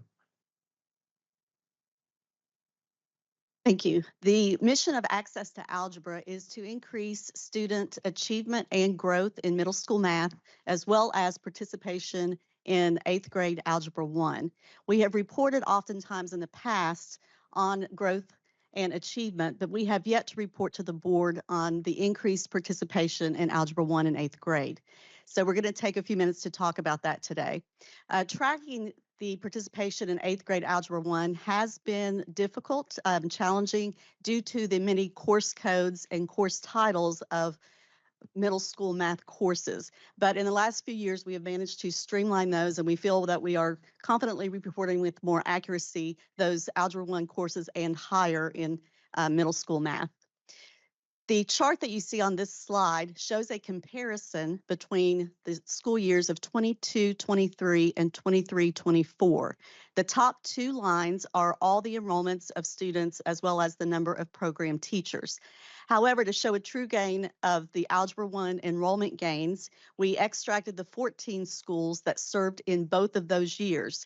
Our program is a 3-year program, so each year schools are rolling in and rolling out. So the last part of that chart shows the true Algebra 1 enrollments of those 14 same schools. As you can see in 22-23, there were 164 enrollments. Those increased to 271. In the minority enrollments in Algebra 1, those increased from 32 to 40, and the economically disadvantaged from 6 to 119. We're also pleased to announce that this school year, our program enrollments for Algebra 1 are 622. We also would like to add that we have applied for an NCER research grant on the longitudinal impact of Algebra 1 in 8th grade. We have yet to hear from it, so fingers crossed. Next slide, please. Our special focus for Access to Algebra today is the Numeracy Counts Act. We would first like to thank the Board of Education, KBE, and our state legislators for including us in this exciting initiative to increase Algebra 1 achievement. We are so excited to be part of this. As a result, we have been able to expand our services and also reach more schools. As Anthony said earlier, we have added one math content manager, Christina. She joins Michael Marshall, who was our sole math content manager before this, and they have been able to be an increased presence in school this year, helping teachers through vertical teaming and other needs. I would like for Michael and Christina to both stand and be recognized. They are to be commended.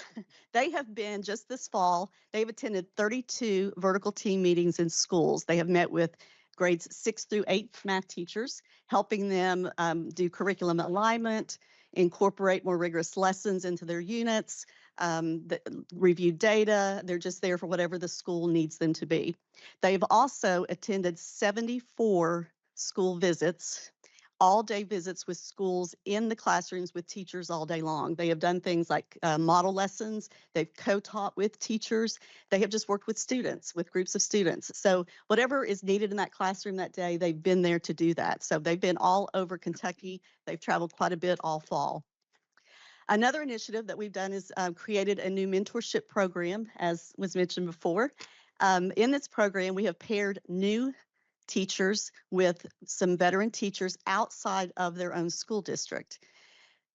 The program allows them to do classroom visits with each other, maintain virtual connections throughout the school year, and they get to attend 2 math state conferences together to build that relationship.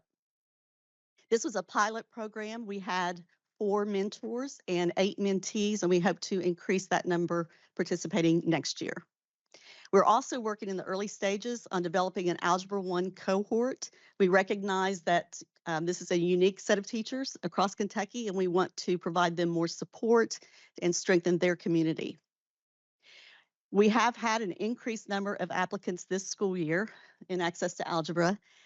We hope to announce sometime very soon our cohort 9 participants for the next school year for 2025-26.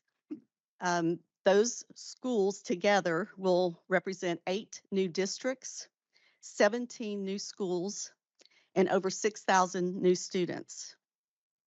So that's quite large. Unfortunately, we could not take all the schools that have applied, but we are looking at our funding and we're trying to be creative with that funding to see how far we can stretch it and possibly provide some partial services to those schools this year in hopes of bringing them on in the 26-27 school year.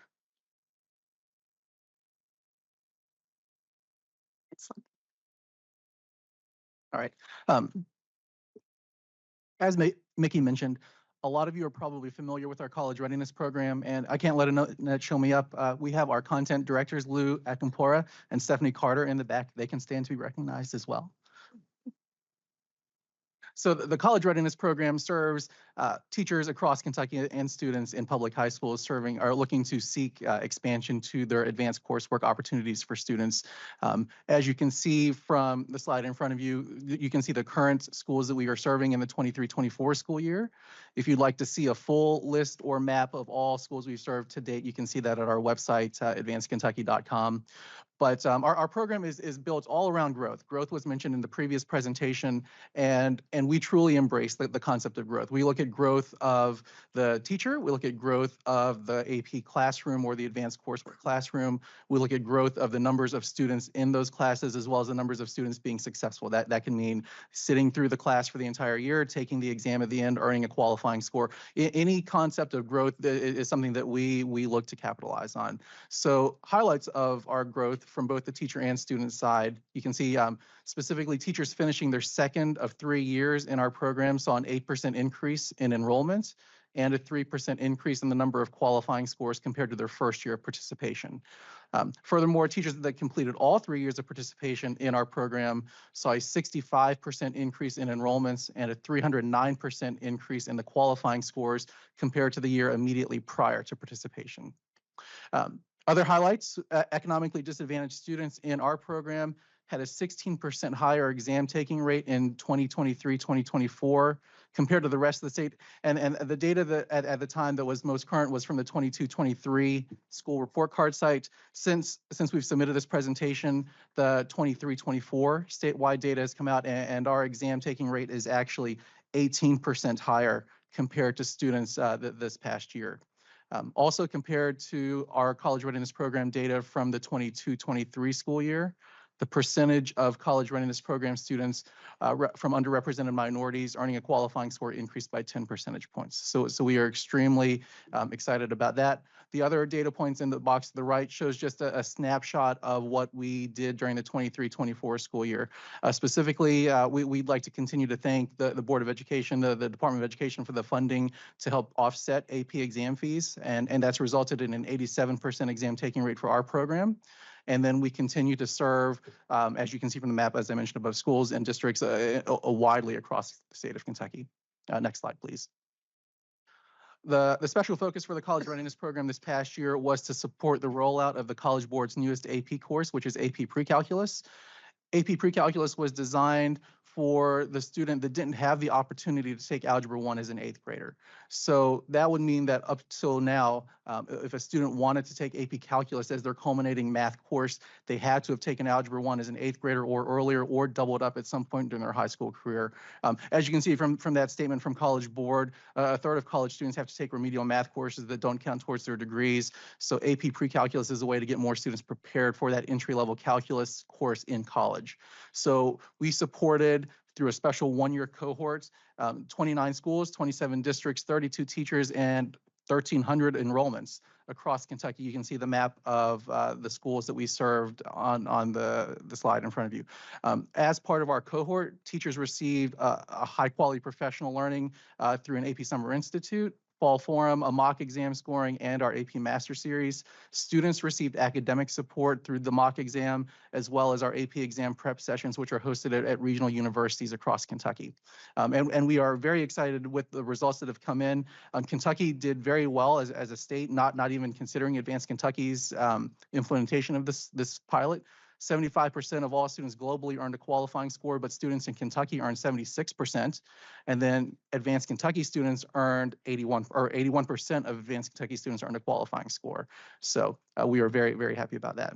All right, next slide, please. Access to Algebra and our college readiness programs have some collaborative efforts throughout the school year. There are 3 events that we hold together. The first is our Laying the Foundation Summer Institute training.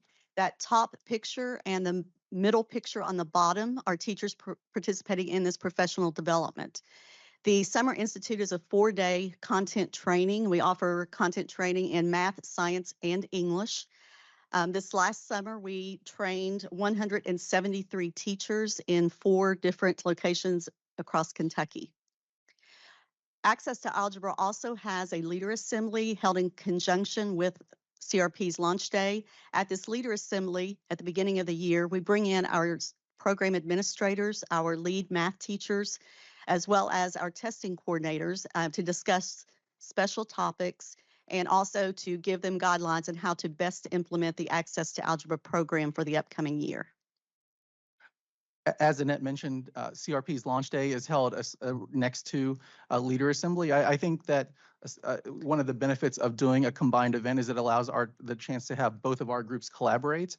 In the past, we've had, Mickey has spoken to our combined group, and we have sessions that are geared towards topics in education that we feel are relevant for all educators. So specifically looking ahead to next year, we expect to have sessions focused on AI and its effective use for instruction in the classroom. So we are looking forward to that. Teachers have indicated an interest.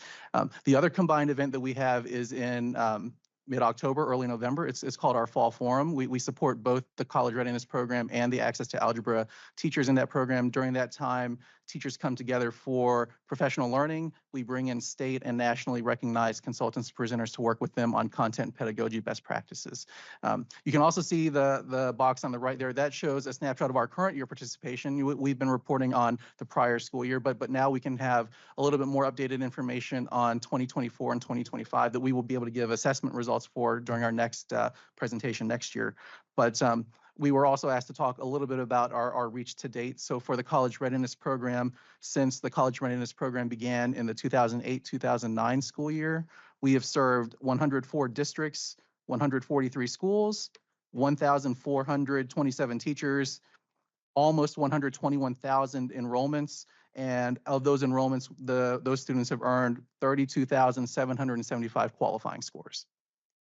And the Access to Algebra program to date since 2017 has supported 29 school districts, 59 schools, 496 teachers, and over 24,000 students.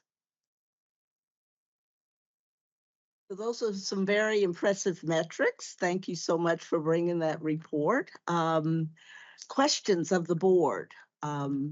This is always a positive one to look forward to. Yes, Dr. Todd. What's the driving your increase in students? Well, for Access to Algebra, I would say probably 1,000 per year maybe, but this coming year is going to be quite a bit more.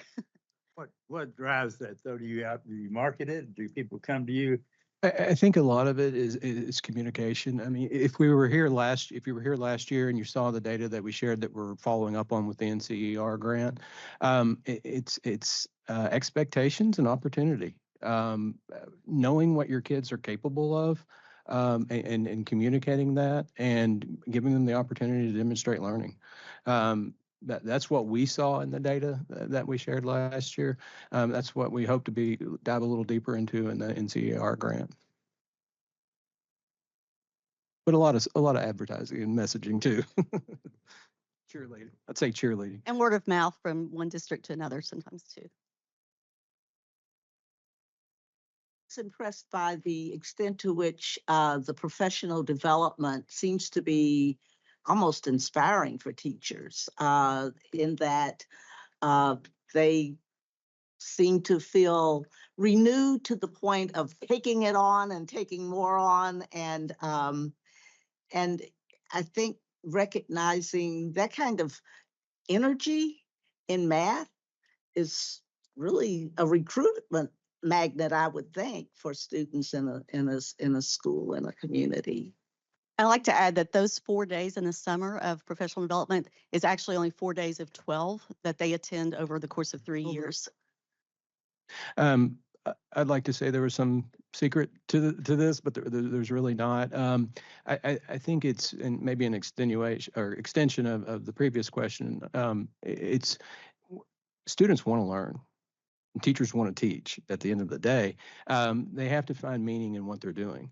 If you can bridge that gap and you can communicate that meaning, we don't have issues. And I think we work hard on that level with our teachers at the professional development when we offer it, when they offer their programming, that they work hard to connect what the teachers are doing to the value of it. And it's the same with the students.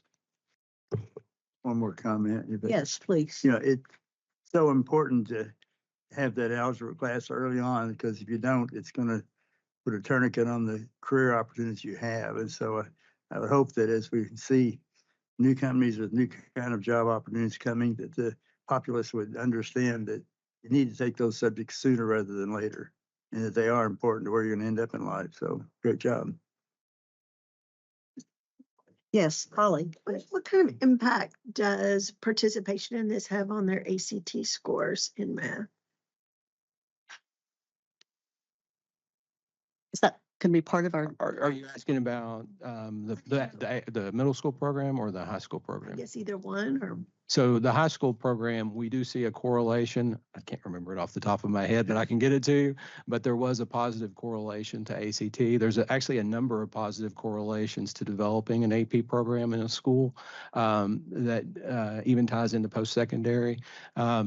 It's probably been about 10 years ago now. We did a longitudinal study working with KY Stats and tracking cohorts of students into post-secondary and just measuring all those outcomes. But I would be happy to go back and pull that out. No, it's there. Our scholarships at secondary, at post-secondary is tied to ACT. So Yeah, there's also some, and I apologize, I don't have it with me, but there's some other correlations that go with the number of AP courses in the school, that there's a correlation. And what we interpret that is culture, right? You're developing that, what we would call a culture of expectations of your students, and you're giving them that opportunity to take those classes. It just kind of elevates everyone.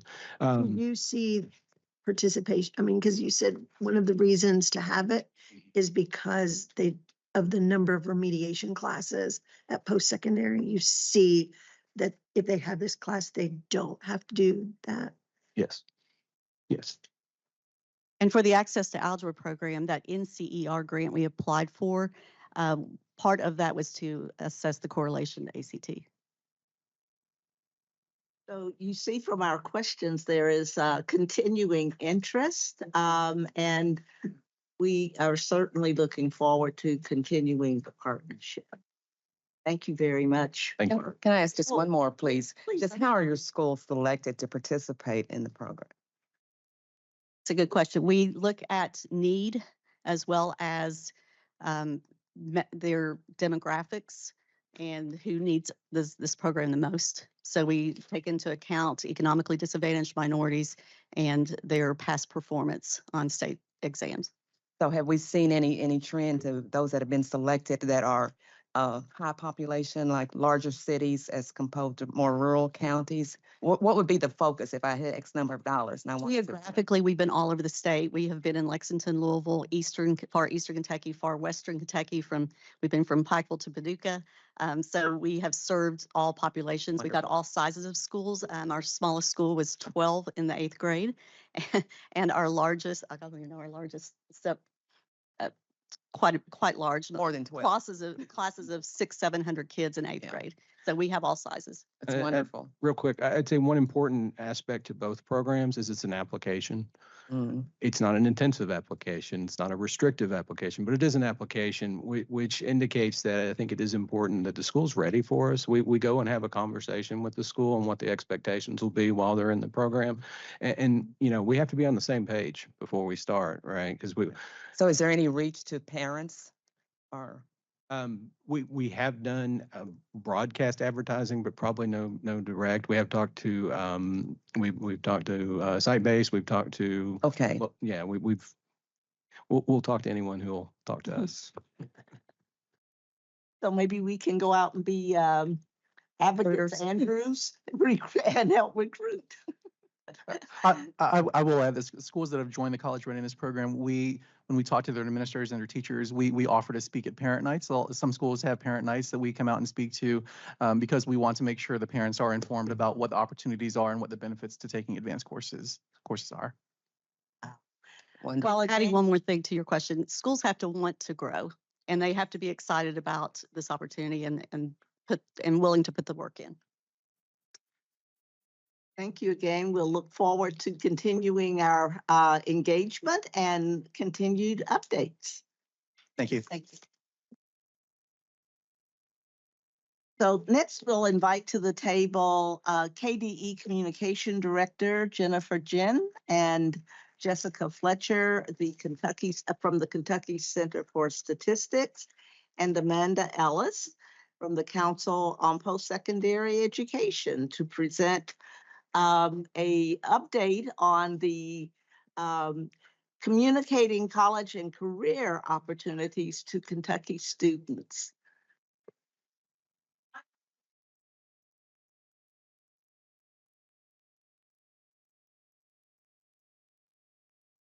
Jessica Fletcher with KY Stats and Amanda Ellis with Council on Post-Secondary Education. So it's a coming home for both of them.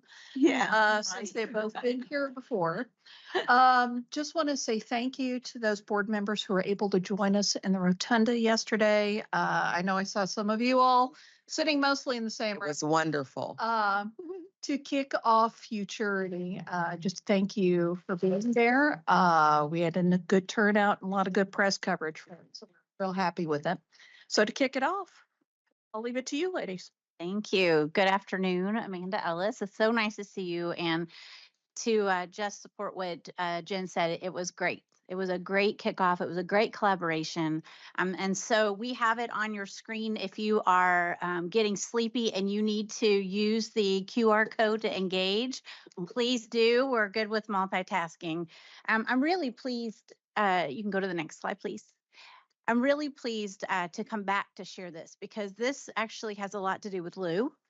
And this was her work group in 2021. And we have Diana now who serves for our board, and she is a great advocate. And of course, the commissioner is a fabulous co-lead, always a good partner. And when we had started in 2021, it was COVID. We were really concerned about many of the things you all have talked about today, reconnecting with students, making sure of their well-being, that they continue their future, their focus. And one of the recommendations that came out of actually Lou and Dr. Thompson's work group was really about communication.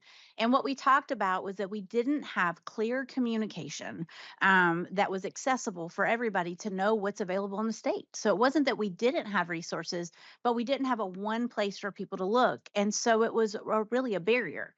And so you can go on and do the other two. The other pieces that we were looking at then, but we look at now, is to increase involvement in FAFSA because we know we leave millions on the table, and that really eliminates opportunity because people feel financially strapped when they really could be eligible for funding and support. And we wanted to strengthen local partnerships and regional partnerships among high schools, institutions, and the workforce. That was really important. We felt like, especially at that time, we were all virtual. We all had really good things going, but we were not collectively coming together. We were in triage, so wherever you were, I'm sure everybody was in some sort of triage in our thinking, but really our focus on students and their needs and potential students of all ages really never left our heart. So these recommendations did not fall to the side or go to file 13. They have stuck. And what we have done is we came together. And so You can go to the next slide, please. What the purpose is that, as I was saying, we have a lot of resources in Kentucky. We are really blessed with rich opportunities with financial support and workforce connections, but none of them have ever worked together. And so you can see on the screen, we have Students' Right to Know. It's an excellent statute that the General Assembly put in for transparency on the cost of post-secondary education, the cost of tuition, the time to completion to degree or credential, the scholarships and financial support. That is all there, and KY Stats and CPE put that together, but it was not friendly. And it was so comprehensive that people felt very overwhelmed. So we weren't getting the message, but the information's there. We have the Kentucky Career Center that posts so many jobs by region, by workforce region. We have the MyKia. So if you're not aware, students log into their MyKia, they get their dual credit scholarship, work ready scholarship. There's tons, a teacher credentialing scholarship, early childhood. It goes on and on. It's separate. KY Stats, a plethora of things, commuting, all the things that you could possibly think of in Kentucky, and predictions for job needs through 2032. Not many states have that. FAFSA, Work Ready, the Kentucky Adult Education, everybody had good things. But if you were to go through one of the pathways, it's about 8 or 9 different websites. And that is if you know what the K groups are, right? And what those acronyms are. So what we decided to do, through true collaboration with KDE and CPE and KY Stats, with some of our ESSER ARPA money, came together and said, let's do this. Let's put together this piece and figure it out. And it has not been easy. It seems logical, but it really has not been easy, but it has been a labor of love, and we're just getting started. So what we did is we put something together collectively. We did not create things, we elevated is what we did. We connected dots and elevated to the resources available and the incredible work happening across this Commonwealth. And you can go to the next slide, please. And what we did is then we put something together, and then we went out and we asked over 1,200 people their opinion. And that is middle school students, high school freshmen, the Commissioner's Advisory Council. And as Commissioner Fletcher said yesterday during the press conference, students do not lie. If they didn't like it, they literally put their hoodie over their head, not our advisory, but their hoodies over their head and laid their head down, and we're like, that's telling. We don't have this right. And so we really took into account parents, advisors, campus faculty, workforce, adult learners, adults coming out of incarceration, military, and we said, what works for you and what doesn't work for you? And so they told us, and we're still working. But we have learned so much about what words to use and what not to use, what resources we had not considered. And so we have tweaked this and refined it in this continuous improvement cycle. And you can see the districts that we talked to, but this really does not even touch on when we were able to get in front of, we had a career fair of freshmen that Jessica and a team went to, and freshman students came up. And it was very telling what they understood and what they had no clue. And so how do we work with them to make sense of it? And so after that, we were able to put, we feel like, together a really incredible tool that really aids in career advising aspirations, and it connects the importance of education, preparedness, and that career aspiration to really get there. So we don't want to just send students off without any kind of goal. They may not know the exact answer, but if they learn early and often that they have opportunities and they can see what's available and how to get there, and they have some pathways that they don't have to figure out how to Google search, all those things, we're hoping that it really opens up the path to really encourage not even non-traditional traditional students, but also non-traditional adults and parents who may have always wanted to go back or upskill in their job where they didn't know where to start. And that can be a humbling experience. And so we wanted to make sure anybody who got online would feel worthy and would feel like that they could navigate this, whether they had a whole bunch of support or they had no support. And we have resources available also for adults and for folks who support these potential students. So I'm going to turn it over to Jessica to kind of walk through some of the aspects of that. You are welcome to search as much as you want, but she'll walk through it. So Jess? So before I kind of jump into a quick demonstration, I did want to go back and kind of reiterate the objective and goal of Futurity. And it is truly meant to be for all Kentuckians, from your K-12 students starting in middle school all the way through your adults who are either just looking for a new path, who might be formerly incarcerated. They might be just getting their GED and trying to figure out what they want their career goal to be. This is for everyone. And just, it's just been 24 hours since we've launched. But we have had over 1,000 hits to the website in just 24 hours. We are just kind of starting out with our communications and marketing plan, working to get this, on TV, on the sides of buses is the goal that I've joked about. But we're starting small because we have a very limited marketing budget. We got a small grant from the Nash Catalyst Fund for $10,000. So that is kind of helping us get some paid advertisements, but we're really in these first few months going to be relying on schools and career centers, all of our partners within state government to help us get the word out. So we would really love, as you're going home to your districts where you live, if you want to share these one pagers, take some posters with you. That's really how we want to get in front of people so they can just scan that QR code and start searching. So if you'll go to the next slide, I will jump into the quick demonstration. We have organized the website into 3 main buckets: the choose your career path, continue your education, and start your career. And that was really intended to give students, especially K-12 students, that purpose for why they're in school in the first place. Deciding what you want to be, educating yourself, getting whatever credential you might need for that job, and then starting to find that job. So all of the state resources are there. As Amanda said, we built it in a way that it connects the dots, from taking a career and aptitude quiz to using our Future Finder data, which is all KY Stat, CPE, and KDE data that you'll see in a minute. And then showing you what the high demand sectors are. So we have already used the new 5 high demand career sectors from the Kentucky Workforce Innovation Board. We have information about all of those sectors linked, and then highlights of the different jobs underneath of those sectors. So it's a very robust website with lots of ways for students at any level to figure out what their next step is. On the next slide, you will see a picture of our Future Finder. This is kind of where all of the data is stored, but it looks very different than what you might be used to seeing if you go to the KY Stats website and access individual reports. This tool combines labor market information, it combines CPE data on colleges and majors, and it also, for the first time ever, puts a listing together of all of the CTE career pathways that are available in each school and in each area technology center. So see if I'm on the right slide. If you go to the next slide, I think, let's go to the one after that.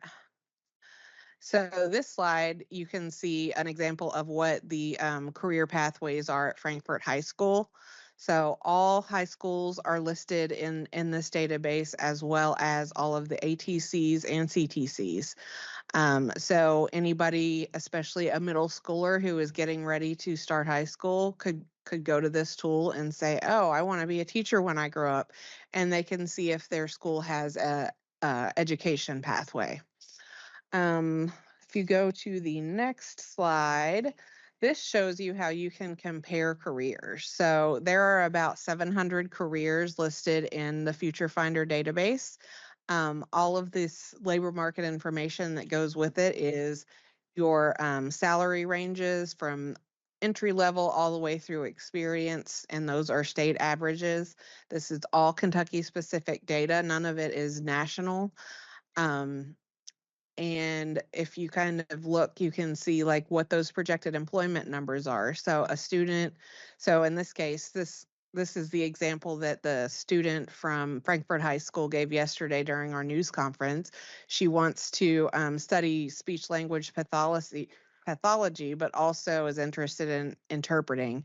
So we compared those two careers side by side and could see the huge difference in the projected employment through 2032, as well as the difference in education level. So you can see one is a bachelor's degree and one requires a master's degree.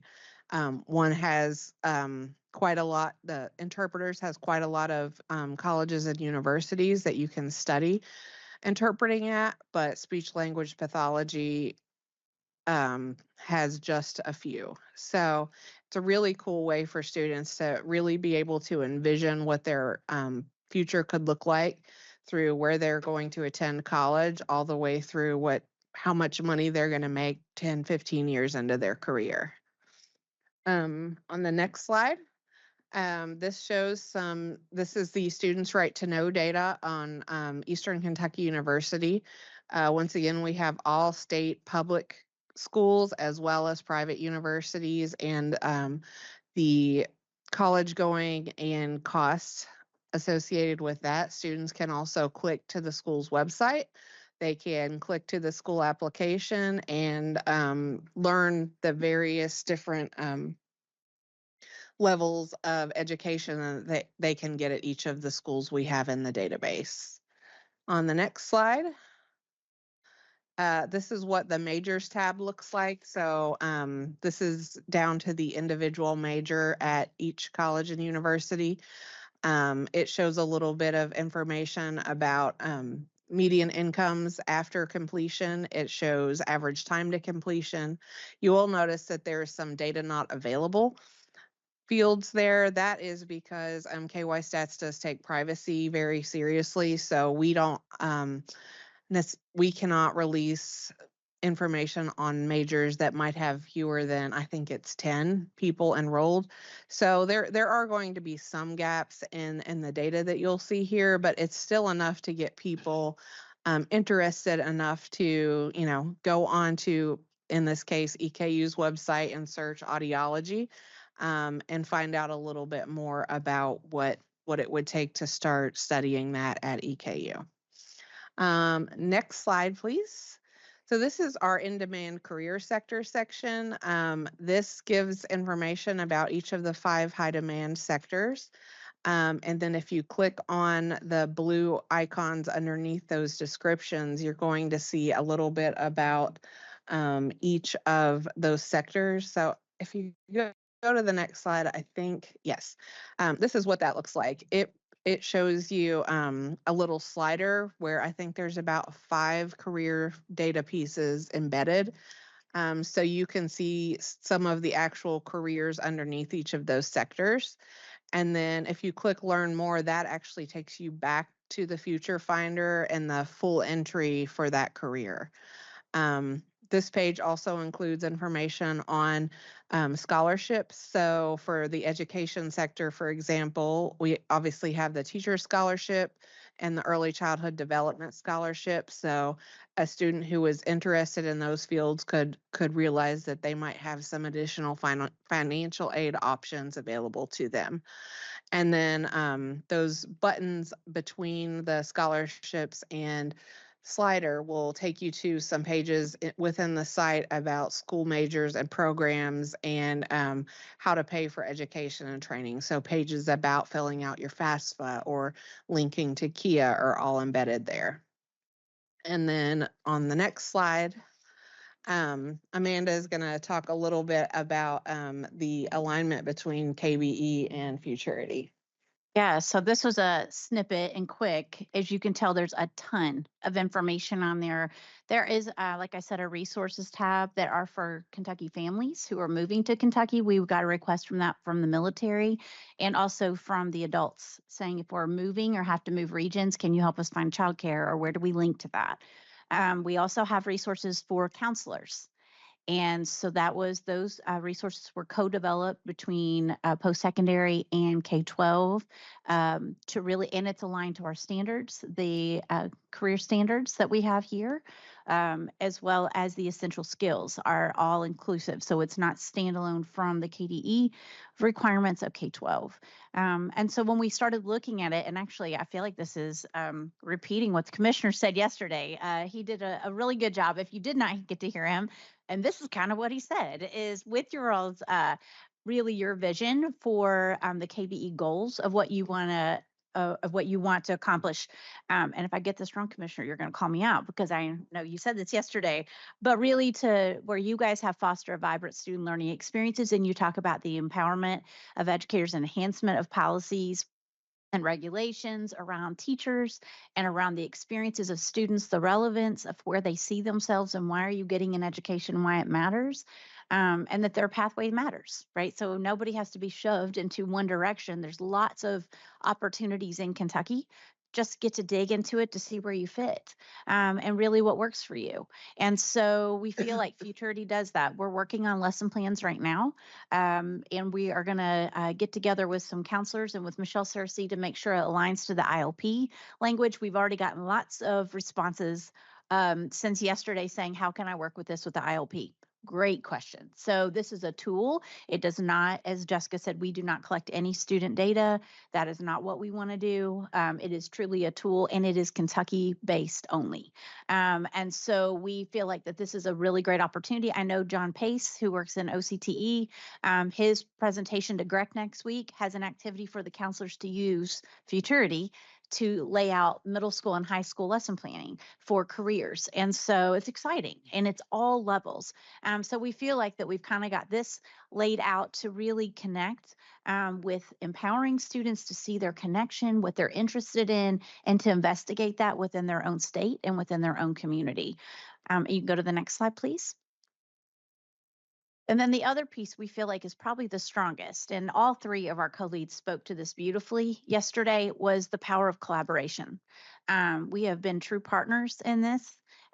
We could not do this alone or individually. It truly takes everybody, and every one of those focus groups opened our eyes. And honestly, we were with KWIB today and they filled the chat full of ways to share with different folks. And they said, can we come get your posters and share? The reason we have posters is because of our students. Our students said, look, don't put any more on the website. We're not going to look at it. We're not going to click on it. We hate social media. We hate social media. Put it on a poster. We walk past it all the time. Yeah. We're like, really? So we ordered 700 posters with the QR code. And if we run out, guess what? We'll order more. And so if that's what meets students' needs, that's what we're going to do. So we've tried to be really responsive to the multiple audiences, and really we're excited about this collaboration. This is how things should work, y'all. This is how it should be. So we see that as a connection, and we've more than proven that, I think, and it'll just continue. And if you can click to the last slide. And that's kind of it. And I know we're hitting you at the late afternoon, but we welcome any questions or comments. Yes. I'm going to ask the commissioner to begin and begin where you ended. Great, great. First of all, I thought yesterday's event, Dr. Ellis, you did a phenomenal job. Since Dr. Thompson's not here, I'll say he did a great job too. I'll let him know. Lieutenant Governor did a great job, but the star of the show was our student. Our student did a phenomenal job of talking about how this was relevant to her. This was what was a part of a vibrant learning experience for her. Yes. And so as she walked through and talked to us about, this is what it would cost for me to go into this field, but I'm having two fields. Let me compare them side by side, which was the slides that we saw here. Yes. So our student was really the star of the show yesterday. That 100%. really was our best advertisement. Now, I will say you saved some money on marketing because Julie Powell shared it and because Randy Poe shared it. Resent theirs. You get their social media involved, it will reach far. I do it all the time. Absolutely. And I will tell you the rest of the story with that student. She was phenomenal. And she actually decided yesterday, she did not realize she needed a master's for speech pathology to practice, not as an SLPA, and talked to her Gear Up college career coach and said, Mr. Mark, I didn't really realize until I looked at this that I will need a master's to do my own, to do what I really want to do with speech language. And so she's already looking now into staying at Eastern or seeing what's available, knowing that she's going to have to stay longer. That was an aha moment for her as she prepared for the presentation, which I thought was very cool. Very cool. Very cool. yeah. But she did a great job, Thank Ms. you. DeSantis. Yes, who was yes, yesterday. that's So right. she did Elena great. DeSantis. She was fantastic. Yes. Other comments, Julie? You or Randy want to Well, give us your perspective? this kind of has been like full circle for me because I was on one of the original work groups that Yes. gave feedback That's right. of the post-secondary options with dual credits and things. And I, as a parent, said, look, I've got kids taking dual credits. How do I find out they transfer articulate to the schools and how do they of course, I kind of knew it because I came from a higher education background in Ohio. So I already knew some insight into it, but the average parent is not going to know that. So we have kids taking lots and lots of dual credits, but we want them to transfer in ways that is appropriate for the majors that they're transferring. right. So, I mean, I actually sent Amanda or posted on Amanda's post the graphic, and as they talk, the design of the graphic, as you talk about the purpose of the platform, there is so much meaning into the graphic. I'm like, oh my gosh. I mean, the thought that was put into that was incredible. So It's from Jessica. a marketing That is design Jessica. person, I can really appreciate what's going on in the Yeah. graphic. It really pulls We you. It's love it. sharp. You can't see it all here, but there's a student with a backpack and a graduation cap standing on Yes. top of a mountain. Okay. Yes. But You'll there's see it on stars social all media around them. today. And, That's right. and we really want people to think about the future, but also exploration. And it was just kind of the perfect image that encapsulated both of those things. From a marketing perspective, it's very sharp. Thank you. And to add, well, one of the comments I made yesterday was, we've been so focused on transition readiness as a part of accountability. That's right. This is more about transition success. That's right. So again, we want our students to be ready for whatever's next, but also too, this will gets them on the path to be successful. Right. So again, it goes another level past transition readiness to transition success. Absolutely. Absolutely. So thank you for giving us a chance to become more familiar with a new tool Yes. to help our students accomplish what we really want, the education integrated into aspects of their life, Yes. including work, That's and to see the scaffolding that you need to get there. That's right. This is really a job well done. Congratulations. Appreciate the education continuum and all the KBE members who have Yes. contributed over Absolutely. the years and will continue to do so. Thank you very much. Special thanks for me for centering the voices of kids in the process. I couldn't count the number of times that you mentioned it here. And then I've just had a chance to dig through the site some. It seems, you've listened. Thank you. And we are just beginning. And, we've already been contacted by DJJ and other folks saying, come talk to us. Come talk to us. And we said, absolutely. So we're very excited and appreciate your all support and your time today. And please get the word out, retweet or read whatever. And anything whatever. we can do, I just read whatever. let us know for sure. This is just 1.0. So Yes. we're 2.0 is already coming. thinking about what we want to do as far as expanding on Future Finder and doing some more interactive tools throughout this process as we continue to grow. One of the things. Thank you. Appreciate your being here. Okay, Diane? one of the things I think is so wonderful about this, having been a high school principal at a very large high school for many years, I have a lot of kids who are very bright, Yes.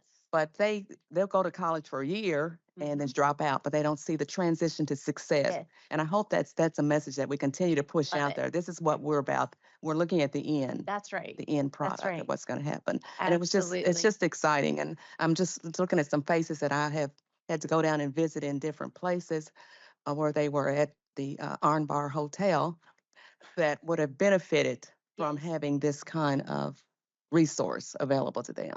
Absolutely. So And that's what we want. We want them to see I want to be counted as an ambassador and sharing I that. appreciate it so much. And I appreciate your participation. It's not just the what, it's what, now what. Yes. And that's where we're going. So stay tuned. Thank you. And we will make sure to share all the one pagers and things in the notes. Well, I'll make sure and send those. I'm wondering in the future on that first page, if a kid could find herself on, I am a Yes. middle school student, I am a something, so that she doesn't have to get extra Figure out. clicks to get to the Yes, and the whole front page actually changed. It got transformed because That of was in students. version 0.1. Okay. So that actually has switched around, but it's a good question, Lou, and happy to explore that further as more people use it. But thank you so much. Thank you. Now we have a special treat. We get to meet the 2025 Kentucky Teacher of the Year from Eminence Independent Schools, Jennifer Montgomery. Thank you so much for the effort that you presented as a candidate for this recognition, and for the inspiration that you provided in accepting the recognition, and now for your willingness to serve here at KDE for the coming year. We look forward to knowing more about you, more about what you intend to do with your year here and beyond. So it's my pleasure to present the 2025 Kentucky Teacher of the Year, Jennifer Montgomery. Will present this update along with Allie Green, KBE Program Consultant. Thank you so much, Allie, for your support. All right, so good afternoon. My name is Allie Green. I work in the Division of Educator Recruitment and Development. I have my director, Dr. Vita Stewart, and the assistant director, Ellie Gilbert, behind me. So we are really excited because this year our office is taking over the Kentucky Teacher of the Year Award. This is new for us. And our search is already underway for the 2026 Kentucky Teacher of the Year, which is crazy to think about.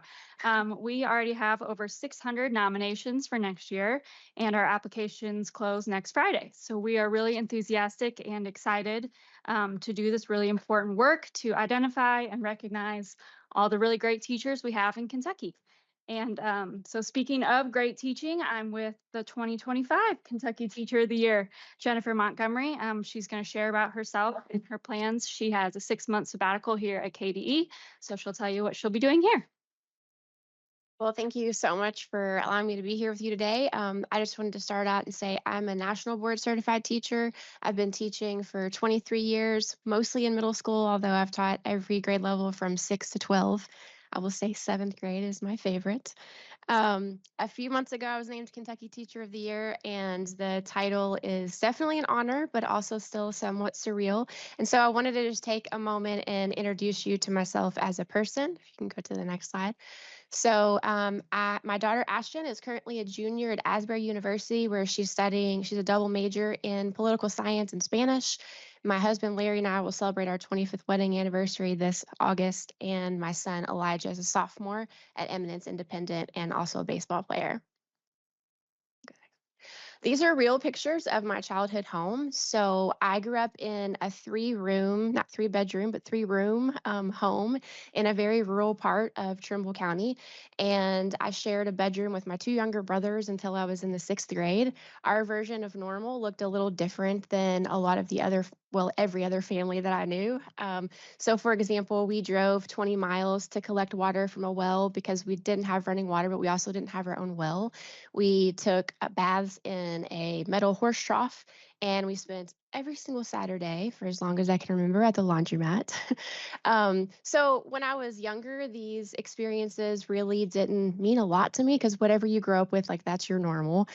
But as I started to get older, honestly, I really became ashamed of, my home, of where I was from, and a little bit of my family, which they definitely didn't deserve because they've always been my biggest supporters. But the thing that happened was these experiences did impact me, but it just wasn't in the negative ways that I kind of anticipated. So instead, you can go to the next slide. I learned a lot of really important things. I learned that resources like water are really precious. I learned to cultivate a mindset of gratitude. And you go to the next slide. And I also learned that where you come from doesn't limit who you can become, which was something really important and impactful for me to understand. And I didn't like recognize and realize all those things as a young person until I had really amazing teachers who helped me kind of uncover those truths. So every year from kindergarten through 12th grade and even beyond, I had at least one really amazing teacher who I felt like really saw me, at least one teacher who was willing to pour into me, who was willing to push me and not accept anything less than my very best efforts. And so it was really these teachers who helped me understand that my present circumstances did not have to dictate my future.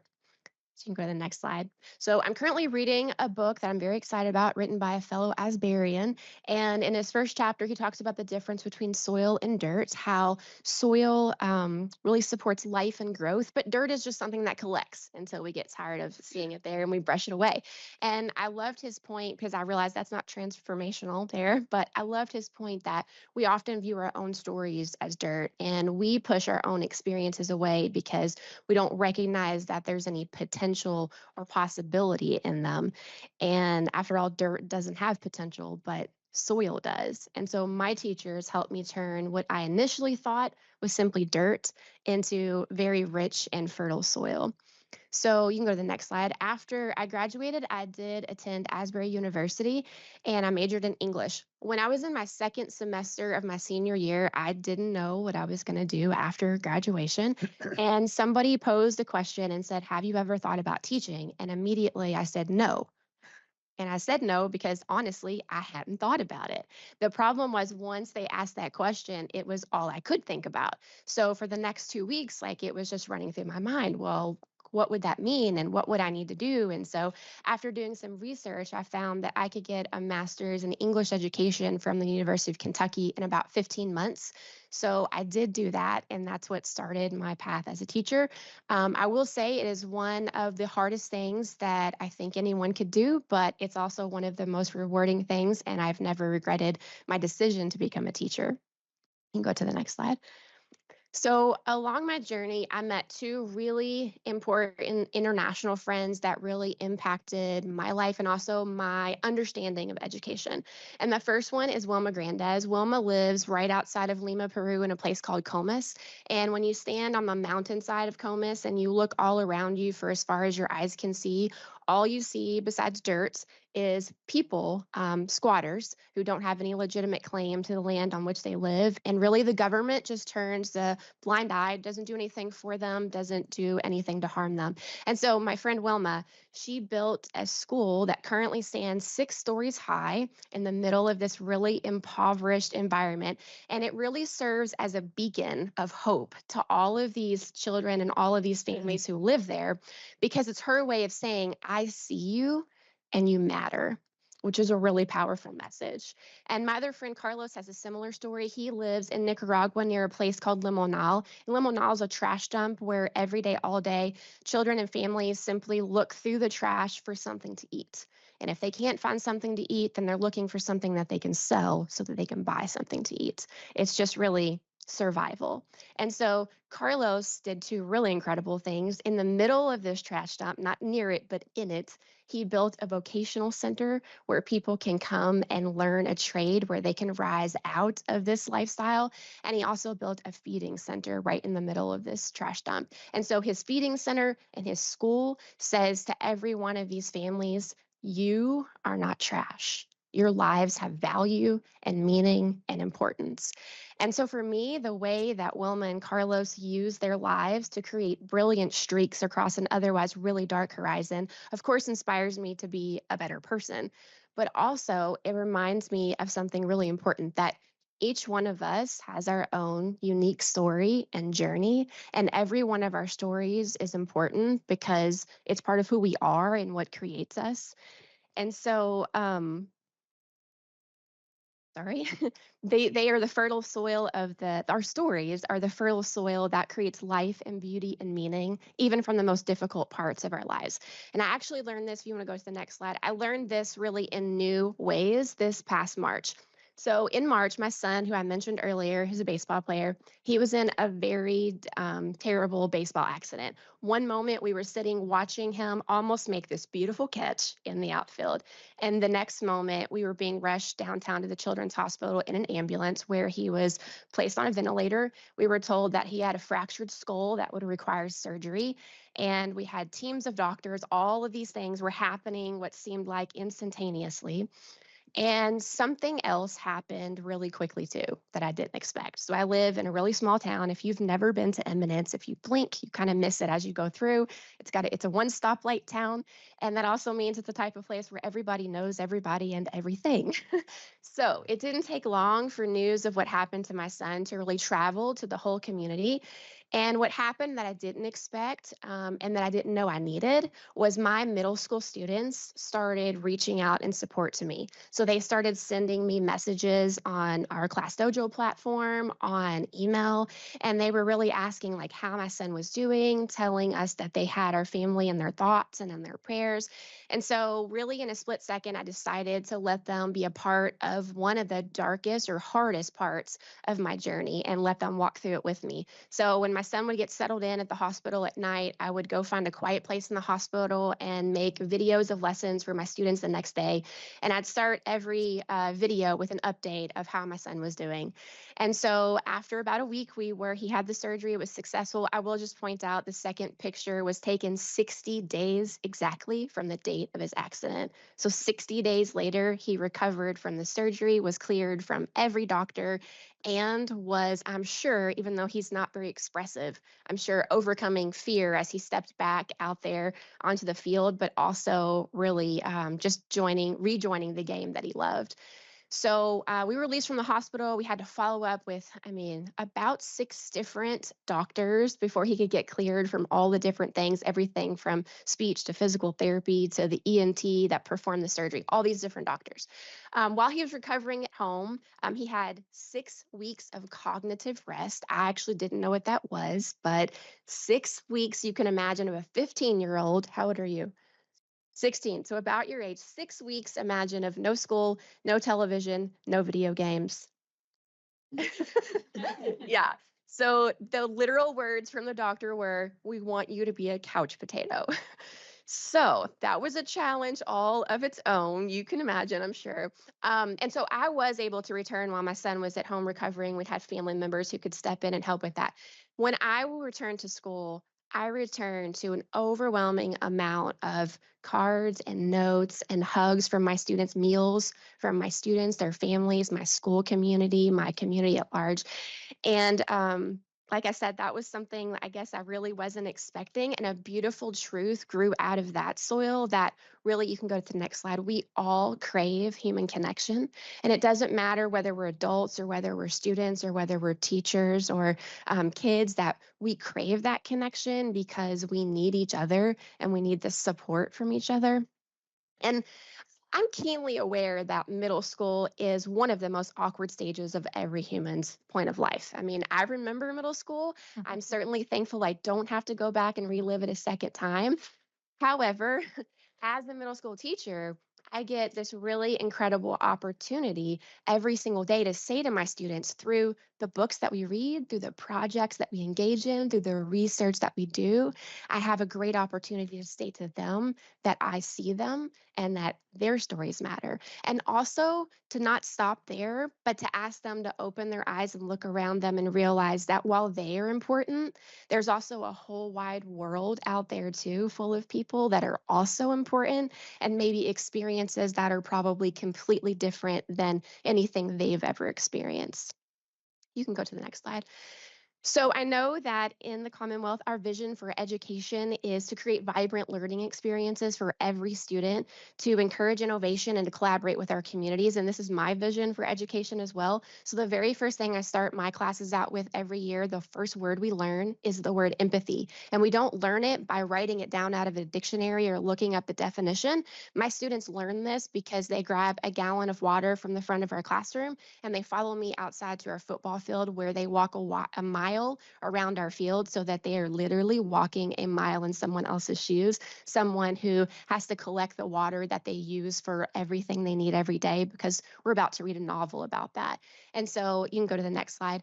As a part of this project, we also collaborate with different parts of our community. So I take my students to the Louisville Water Tower because I want them to see for us, what are all the processes that water has to go through from the time it's pulled out of the Ohio River to the time that people can turn on their tap and actually get clean, pure water. I invite our local 4-H to come in, and they walk students through an opportunity where they get to create their own water filters. I just want to take a second to say this is an English class as well. So my students are often taken taken back a little bit by how they're doing all these different things that are encompassing science and history and all these different things in an English class, which is really probably how it should be because they're all connected to begin with. We also travel to Water Step, and if you look in the background at the gentleman in the green shirts, he's our guide whenever we go to Water Step. And what's really important about that is he's one of my former students. So I love the opportunity to get to tell my 7th grade students that this guy that's standing before you right now, he was once literally sitting in the same desk that you're sitting in right now. And today he's working for an international organization that's helping bring clean water to people all over the world. So just a reminder to them that you can come from a tiny one-stoplight town, and that doesn't mean that you can't have a global impact. So that's really important for them to know. And then you can go to the next slide. We also collaborate with our local elementary school, which for us is in the same building we're in. But our 3rd graders, they study the water cycle, and my students are studying water. And so my students get to become the experts, and they get to research something water related that maybe we didn't learn that much about in the course of our project. And then they are responsible for creating museum exhibits. They become the teachers, and the 3rd grade students get to hear and learn all the different things that they learned throughout their project, which in my experience, when students have an audience that's outside of the teacher, that's outside of the classroom, I have found that the bar is set higher and that they always rise to meet that challenge. You can go to the next slide. My favorite question that students ask is why? A lot of people don't like that question, and I don't really understand that because when someone asks why, it shows you that they're wrestling with a concept, and that's a good thing. I think the worst thing we can do is shut down the questions of why, and the best thing that we can do is encourage that curiosity. So that's what I try to do when students in my class say, why are we making water filters in English class? Why are we learning about the history of Southern Sudan?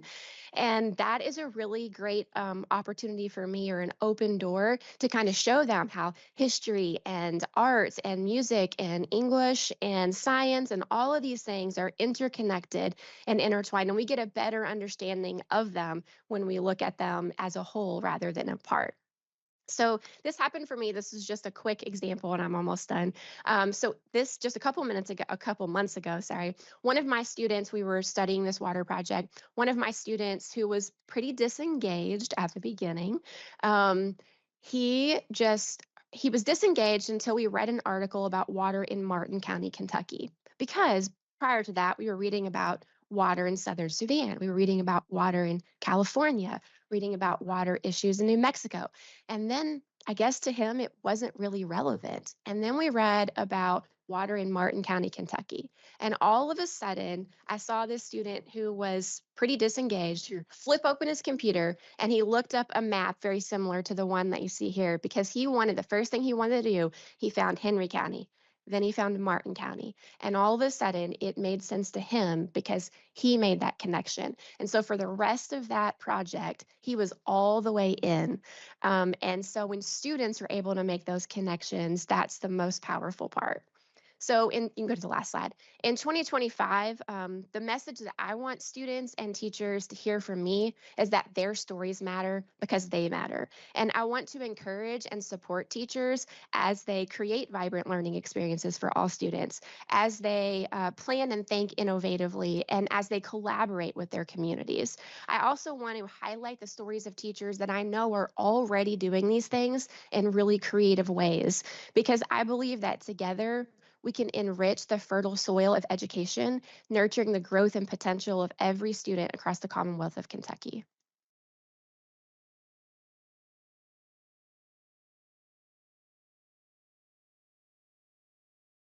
Comments, questions, please, and board members?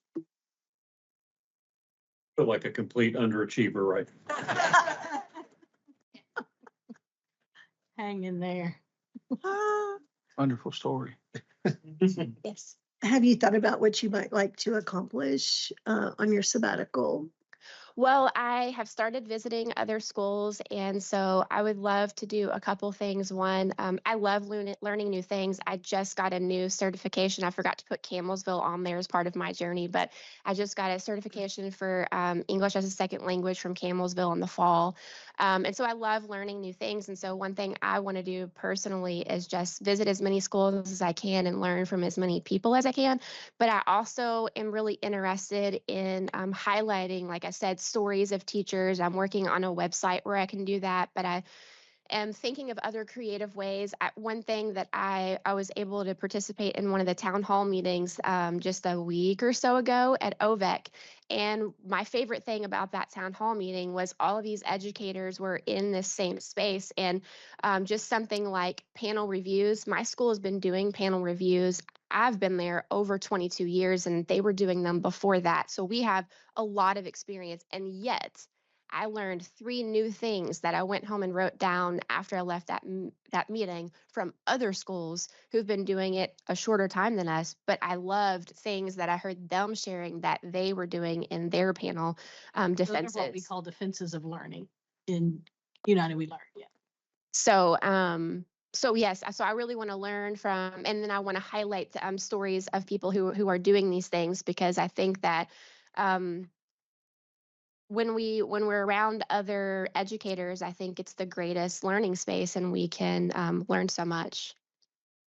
Well, I just want to say you are so good at speaking to a group, and I think you have a lot of potential as a national finalist. So if I can read, I was 2014 Kentucky Teacher of the Year. I'd be happy to read as you rewrite your entries and things to move on to the next competition. I appreciate that. I have already found out I'm not one of the finalists. However, okay. I am really excited I'm getting to meet, we have a meeting, actually a pre-orientation meeting tonight, but in a couple weeks, we're going to California to get to meet all the state teachers of the year. I've already connected with many of them and had individual private conversations. I'm looking forward to meeting them in person, because again, that's another opportunity. I'm learning a lot from teachers in Kentucky, but I'm looking forward to then meeting teachers from all over the United States, and just how many things that I can learn and ways that I can grow from all the different things that they are doing as well. It's life-changing.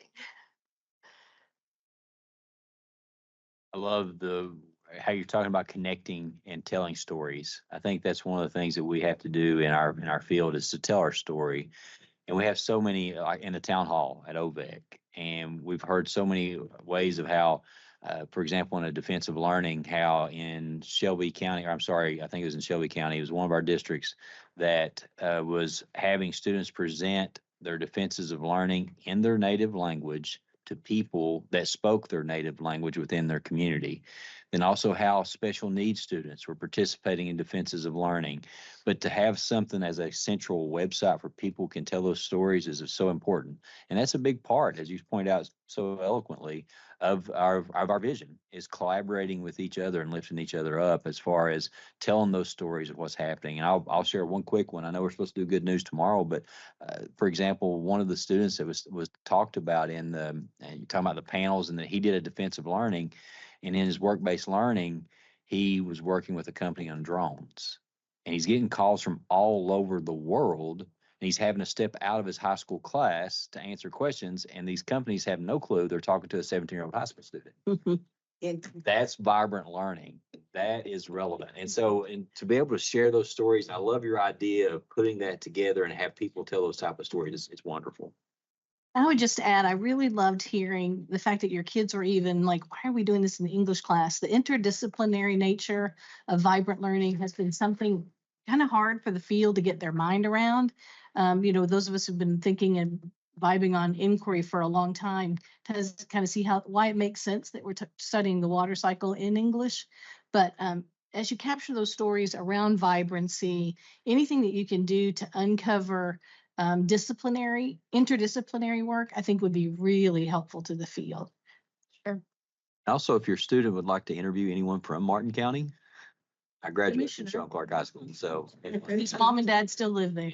Dad, I'm there almost every weekend to see mom and dad. That's actually, I really want to visit school in Martin, so I'll have to connect with you on that. Well, this is going to be a rich year for us, I think, having you with us. And we look forward to continuing to work with you. Thank you so much for organizing this presentation and letting us know more about your journey because it seems to be full of rich soil. Thank you again. Thank you. Colleagues, it has been a really intense day and you stayed so focused and we got through a very full agenda. I'm sorry to say tomorrow is going to be equally challenging because we have some learning to do, as well as we'll start out with the really good stuff like the good news and your updates and then dig in. So I would entertain a motion to adjourn for today, if you will. Make that motion. Okay, is there a second? I'll second. All righty. All those in favor, please say aye. Aye. Are there any opposing?